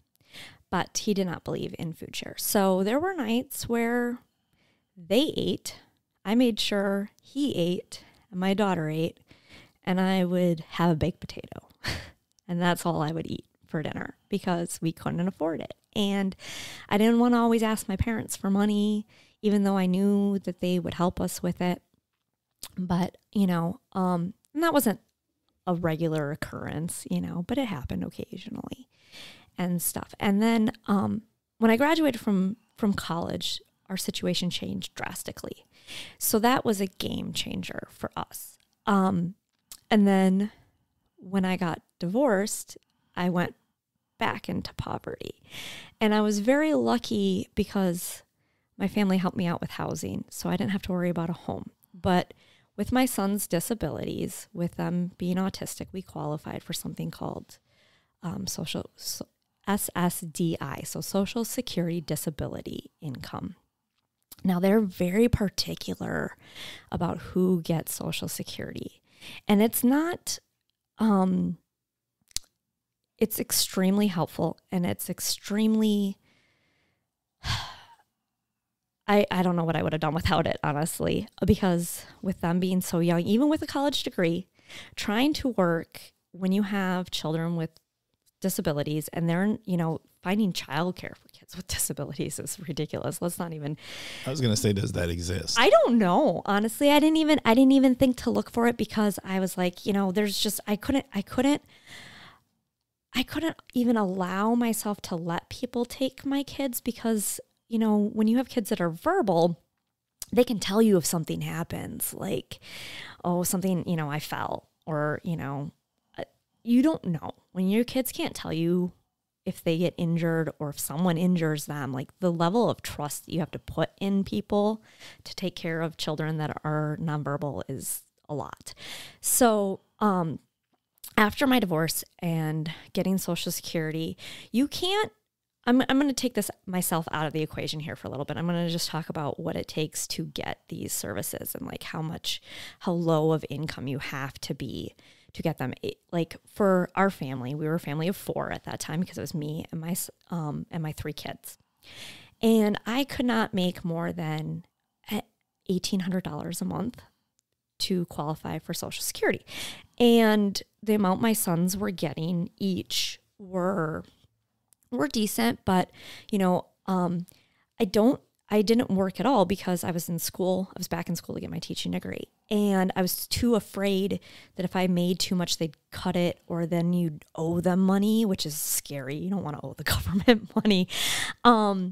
And they'd start taking services away, like important services. So like, but also in order to qualify for Social Security disability, you can't have a savings account. You can't have cash assets of more than $2,000 ever at any single given time in life. So there's your security net, right? Like you can't have a security net in case something goes wrong, like a car accident or anything. You can't have a life insurance policy where you're the beneficiary. Wow. Now that's one I didn't know. So my grandmother, my Nana, had life insurance policies on myself and my sister. And when she passed away, instead of my parents becoming the beneficiaries, we became the beneficiary. So I had to get rid of it. I had to like get rid of it. And because you can cash it out. And that's a cash asset. Like anything that you can turn into cash, you can't have. Wow. So like as you can only have one vehicle per adult in the household. You can't have a 401k. You can't, like, at least this is how it was all explained to me, because anything you can, like I said, you can cash out, it becomes an asset, and then therefore you don't need or deserve to get the disability income for your kids. So I was constantly living in fear of like making too much money. And so I didn't even really work other than, at all, like, because, but then, you're only getting so much money a month in Social Security. So we were living on less than like $20,000 a year for like a family of 4. And it's expensive. So back to the thing about being expensive to be poor. So when you're living in poverty and you have choices to make, like when it comes to, let's talk about food. Let's go back to food and not pollinator food, but food. Like, so you only have limited money and food share only goes so far. And, they kept cutting food share while I was on it. And this was in like 2013, 2014 that they cut food share, and they cut it right before Thanksgiving and then again right before Christmas, which is, just another kick in the pants. But like you're making choices how to stretch your dollar, and healthy food is more expensive. And so you're eating garbage when you're poor because sometimes it's cheap. Because it's cheap. And then it's just the fact. Yeah. And then, but that gets expensive on your health. Then Right. you're either, you can sometimes gain too much weight or lose too much weight or whatever. And then you're going to the doctor. And like I said, Badger Care is fantastic because, it helps out really, really well with your medical bills. But you're only like, you don't have as much control over who you pick for your provider. And, like you put things off a lot of times too when you're poor, like your health. That's like the first thing. Like when you're in a boat that's sinking and you got to start throwing things overboard to stay afloat. Like the first thing I feel like, at least for me, and I can't speak for all people that I'm super lucky now that my circumstances have changed again and I'm no longer living in poverty. But you can't keep everything in the boat when it's sinking. And the first thing, especially as a parent, you usually throw your own needs overboard. So your health, gone. And one thing Badger Care is horrible about is dental. So dental health starts going out the window. Those, teeth are luxury bones. That's so bad. It's so bad. But like the lack of providers for dental care when you're on Badger Care is absurd. It's awful. It's horrifying. And your teeth health. But people don't think about it. Like your dental health is super important to the rest of your health. Oh, yeah. If you have pain in your mouth, you can't even think. No, you can't function. You can't function. You cannot function. I've had a broken bone. I've delivered 2 of my children via C-section. Like dental pain is worse than all of that. Mm-hmm. Like, and I it sounds funny, but it's true. At least for me. Maybe I'm just a wimp. I don't know. No, I totally agree with you on this. Yeah. So, you start, like I said, throwing things out of the boat, and your health is usually like the first thing, at least for me, was the first thing to go. And then there's other day-to-day things, like, because you think about it, you're like, okay, well, I know I need to take the car in because it's making that funny noise, but I can't afford this. So I'm just going to keep driving it. And then it ends up being even more expensive. Like, so when you put things off, like your health or the health of your vehicle, usually it's going to come back around and it's going to be worse. Like the cost of it is going to be more expensive if you don't address it right when it happens. But when you don't have the money to address it, what are you supposed to do? And then you're more screwed for lack of a better word. I'm sorry. I know you don't want to. No, I'm trying not to swear. But you know, it's so expensive to be poor and people don't think about these things. They're like, well, and when you have money, you don't. Like, why would you? Like, you're like, oh, my tooth hurts. I'm going to go get it fixed. My car's making a funny noise. I'm going to go get it checked out. My back's out of whack. Well, maybe I should get a better mattress, you know? Like, you can't do those things when you don't have the funds to do it because you just don't. You just don't have the money. And living is hard enough as it is as a human, and then you throw that in there, it makes it infinitely harder. And, you know, I'm gonna take a swerve here with this. So I'm running for state assembly, and I don't want to use this, but I'm going to. Oh no, you can. Hey, I'm running for state assembly in District 3, and this is not the first time I ran. I ran in 2020, but I'm running again, and the lack of representation in government of people that have, because running for office is super expensive. I don't know if people understand like how much money it takes. I didn't know until I know. Yeah, you don't know. Now I have. I'm going to say I still don't know, but I have a much better understanding. Right. So it's very expensive to run for office, which is why most people that run for office have the big bucks. They make lots of money. So when most of our representatives, and I'm not necessarily talking about local government. Running for local government's relatively cheap. I ran my re-election campaign for county board with like $700. But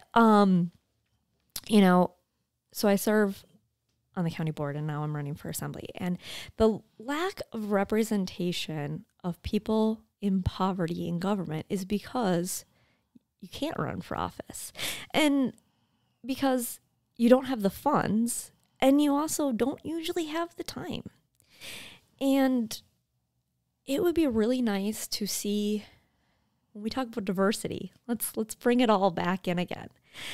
There's a lack of diversity in office as well, because it's when you're living with diversity, your life can be a little more challenging. And so there's not as much diversity, there's not as much representation in government. But there should be, because more people, the people that are making the laws, the people that are making, I'm gonna go back to the poverty thing too. The levels that consider the income level limit to be considered in poverty, that level hasn't changed in a really long time. And I don't have the facts and figures in front of me right now. Maybe I should have brought them with me and I'd sound better. But I serve in Calumet County government. I'm a Calumet County Board Supervisor, and I'm the chair of the Aging and Disabilities Committee. And I went down to Madison to talk to our state representatives about making some changes to help our aging and disabled populations.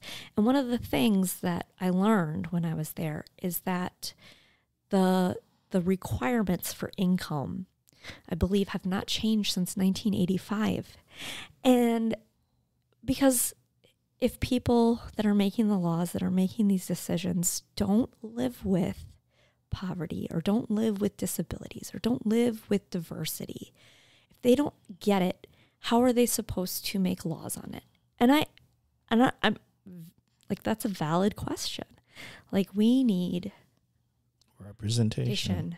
Yes, we all deserve representation in government, and the people that are making the laws should. I don't want people to live. I don't want to. This sounds terrible. I don't want people to live in poverty. Obviously, no one wants that for anyone. But like, if you haven't experienced yourself, why would you think of it?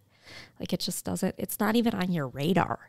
It's not even like in your realm. You're in your silo, right? And you just don't. You don't see it. You don't get it. And why would you? Because it's not in your orbit. It's like nowhere. Like, if I had always lived comfortably, I don't know if I would. I think I was a compassionate person before I became a mother and before I lived in poverty. But all of this, like, I think Well, I think having life experience gives the ability for better empathy. Yeah. Because what I think is there's a lot of compassionate people out there, but it doesn't mean that they still don't hold judgment where they're thinking, and, you know, it goes to a lot of different things. It's conversations I hear about our unhoused population, and there's a lot of assumptions. Why don't they just get a job? Well, a lot of them have one. Yeah. A lot of them have a job, or they're living in a system that is like, it's a negative incentive, right? Yes, like, that's another one I hear. And I talked about this when I was in college. The first time when I was taking my government class, we were talking about badger care and stuff like that, and I was the only one in the classroom that had it. And we talked about the negative incentive. Like, a lot of people, they don't know how it's you know, because it's not like a graduated way of getting you out of the system either. Right. Like, there's a cutoff, right? Yes. And then it's really hard to drastically change your situation without some huge shift in your life.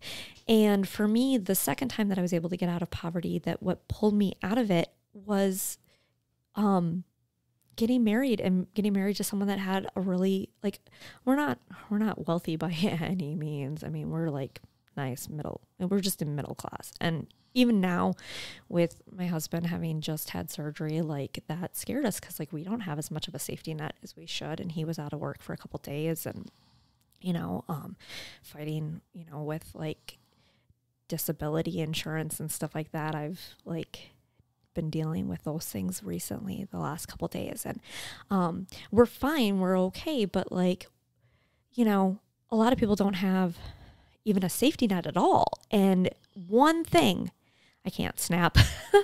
It never has worked for me. My fingers just don't cooperate that way. But I was trying to snap. Like, just one thing can just, like, change your whole situation.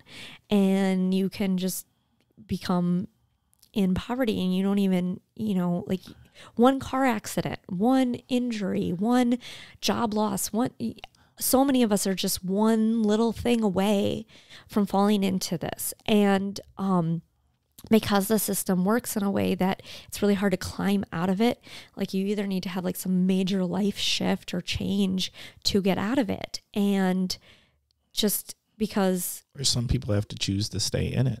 Yes.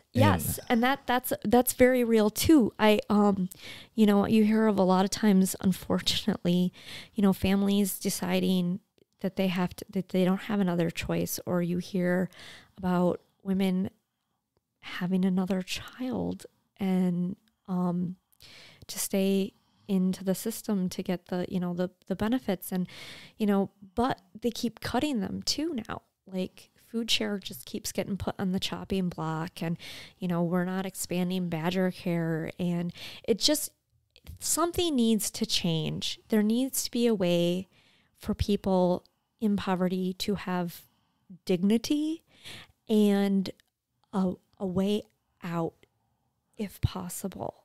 Because well, someone had shared with me a situation where they have, I'm going to say, maybe it might have been a sibling, and their situation, because they have, I believe, like diabetes, right? They're diabetic, so they need penicillin, right? And you know, that whole price thing with penicillin went crazy, right? So yeah, insulin prices. So even though this person's sibling, you know, capable to work and educated in the whole nine, they had to choose low-paying jobs so they could stay on badger care, so the penicillin would be covered, because the regular paying jobs, the insurance that was being offered by them didn't cover, and they couldn't afford their penicillin, which was life, you know, life needed. They needed it. And so, like, to think about, like, this person had to choose to work at a certain income level and type of job for their health. Yes, not exactly. Because of capability. Exactly. So, and that was kind of like my situation too. You know, I had 2 bachelor's degrees, one in business, one in teaching. And because of childcare, like I said, the lack of childcare for children with disabilities and the amount of trust that I would have had to put in to that. And then even once my children were in school, working a full-time job, I would have still required childcare before and after school, which is hard to find. And childcare is hard to find for children over a certain age because people just assume kids after a certain age can take care of themselves.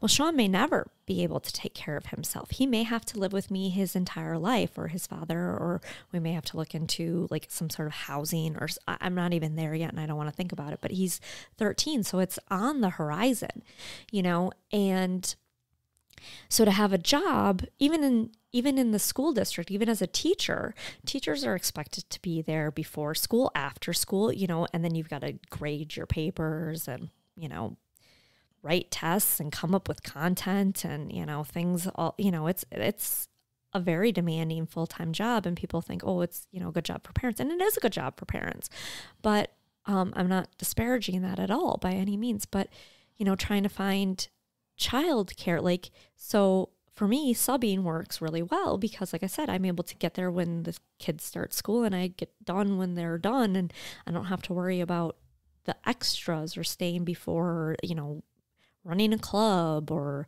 coaching a sport or any of those other things that, you know, make you more marketable as a teacher. And I'm hoping eventually, you know, well, I'm hoping eventually to I'm hoping I'm going to win this state assembly race and start making some big changes.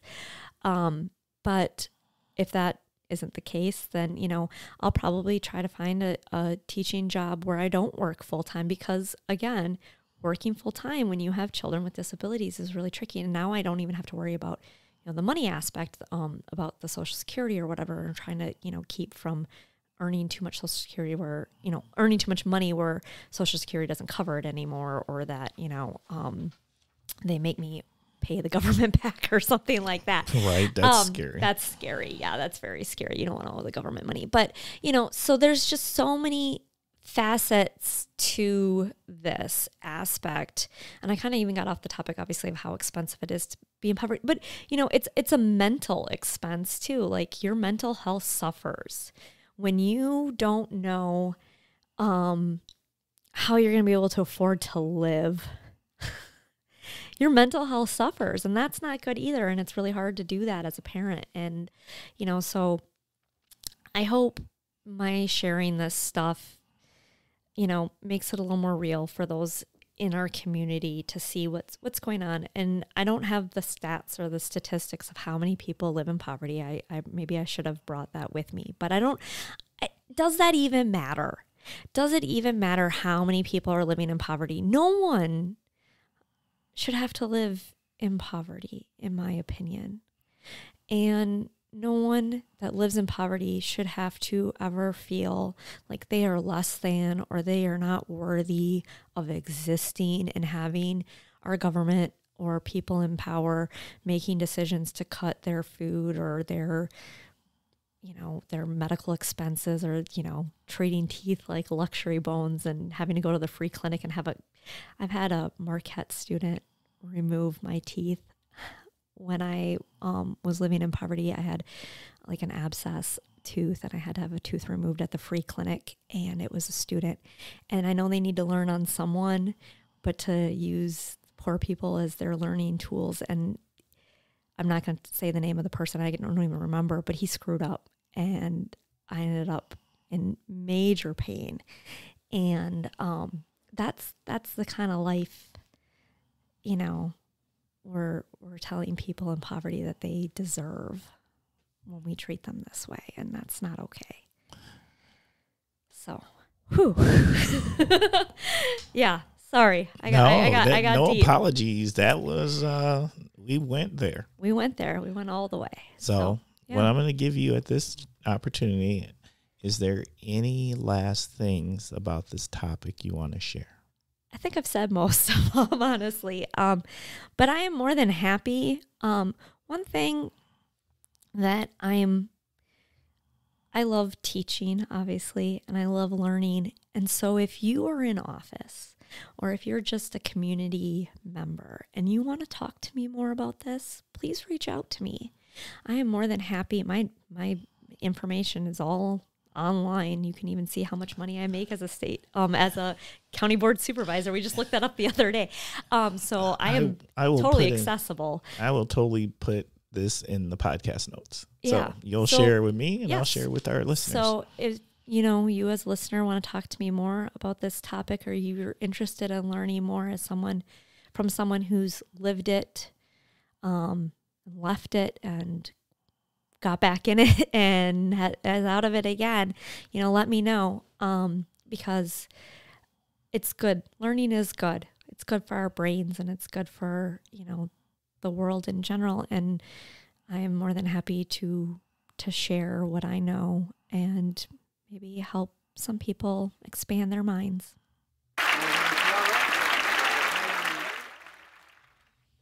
Thank you. You're welcome. All right. Well, gosh, listeners, it's that time. We're going to start wrapping up the show.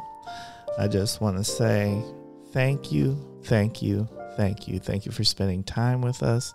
Thank you for giving us your minds and your ears. Thank you for being interested, being engaged community members, for caring about who your neighbors are and what they're out here doing. This is huge. We are a work in progress, as you know. Please, please, please feel free to reach out to us and let us know what we could do better, or if you would like to be a guest, or if you'd like to recommend a guest to be on the Kosh. You can reach us at askthekosh@gmail.com. Once again, that is askthekosh@gmail.com. Also, do me a favor, Kosh listeners, and what that favor would be is that I need you to hit the subscribe button. What we're trying to do is improve our analytics. We think we've got a pretty special podcast here in the Kosh. At least that's what we've been told, and I'm going to believe them. So hit the subscribe button and also leave us a review. Let us know how we're doing. These are things that improves our analytics and lets more people find out about this cool podcast called The Kosh here in the Fox Cities area. And then my last thing that I'm going to say to you is that it is holiday season time coming up. So if people are interested in the Kosh t-shirts, reach out to me, send me an email, let me know. And I say this because you know what? Nothing says local like a Kosh t-shirt, I promise you. And it's a conversation piece. Everybody that buys a Kosh t-shirt, and I get to see people wear them, and I'm always super happy when I run into somebody wearing one. But more importantly, people always tell me when they wear them, people always walk up to them and they're like, what's the Kosh? And it starts a whole conversation because people are curious. So if you're that person and you're about that life and you like those kinds of conversations, talk to me and let's see if we can get you the Kosh t-shirt. Okay. Now, for the real part of the show, the part that matters most, it is shout out time. So Emily, what do you got? Well, after I know I wrote down some shout outs, but since we went really deep, I'm going to really, my biggest shout out is to my parents. And like I said, for helping me, for helping the community. My parents are such wonderful community members. My mom, I didn't talk enough about her. She is a retired teacher. She is still teaching as a guest artist after over 50 years of dedicating her life to education. She is an art teacher and her name is Marty Voight, and she teaches at Renaissance School for the Arts, which she started, or helped start, I should say. She's not the only one that was instrumental in starting it, but she helped start Renaissance School for the Arts at Appleton West High School, and she is one of the reasons that I'm able to do what I'm able to do.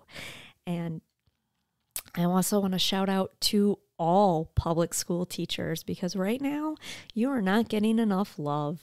You got some good love during COVID, and now you're again becoming, I think, in some ways, public enemy to the people that are making the laws out there, and you are fantastic.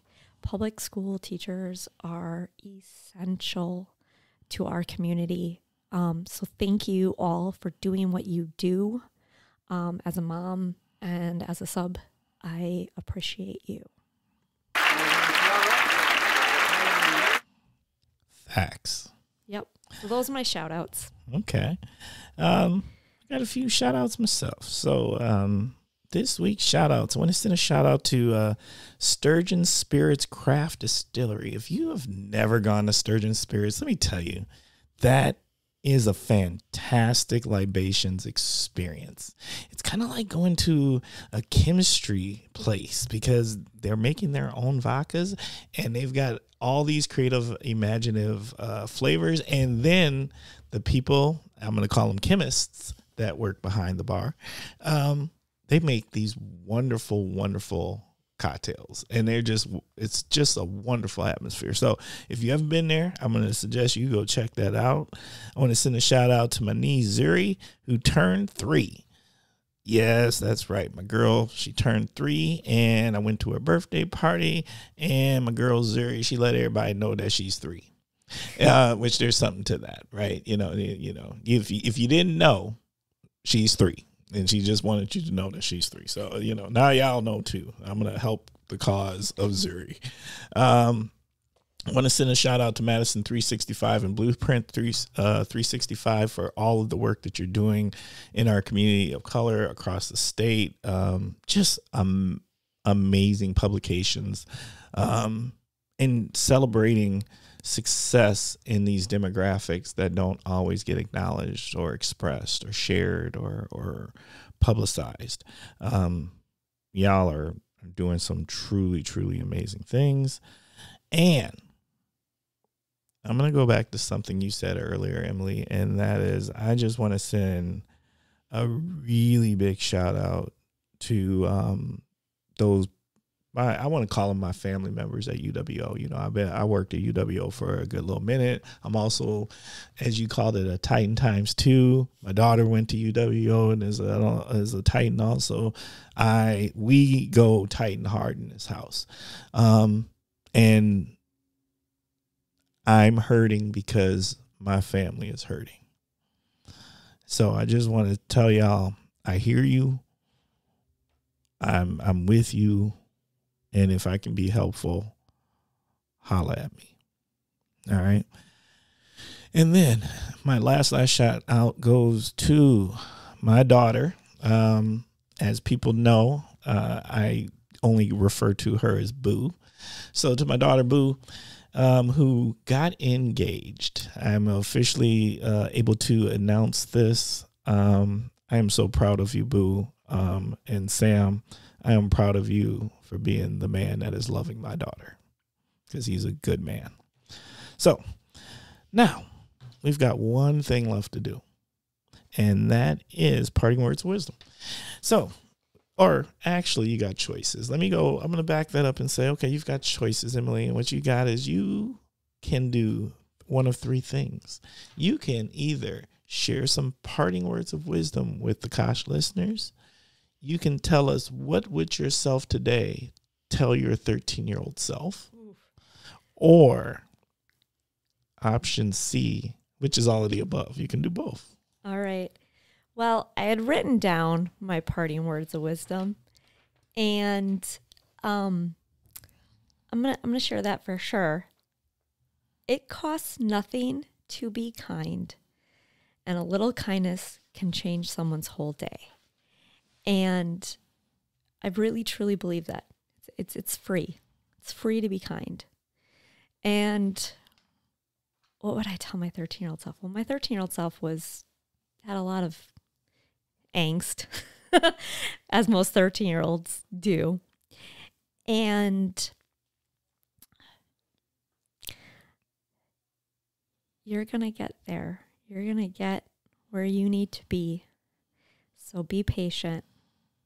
Be kind to yourself, and you're going to make some real change in life, I think. So my 13-year-old self didn't see that, but I do now at 40. So, yeah. Thank you. You're welcome. The Kosh.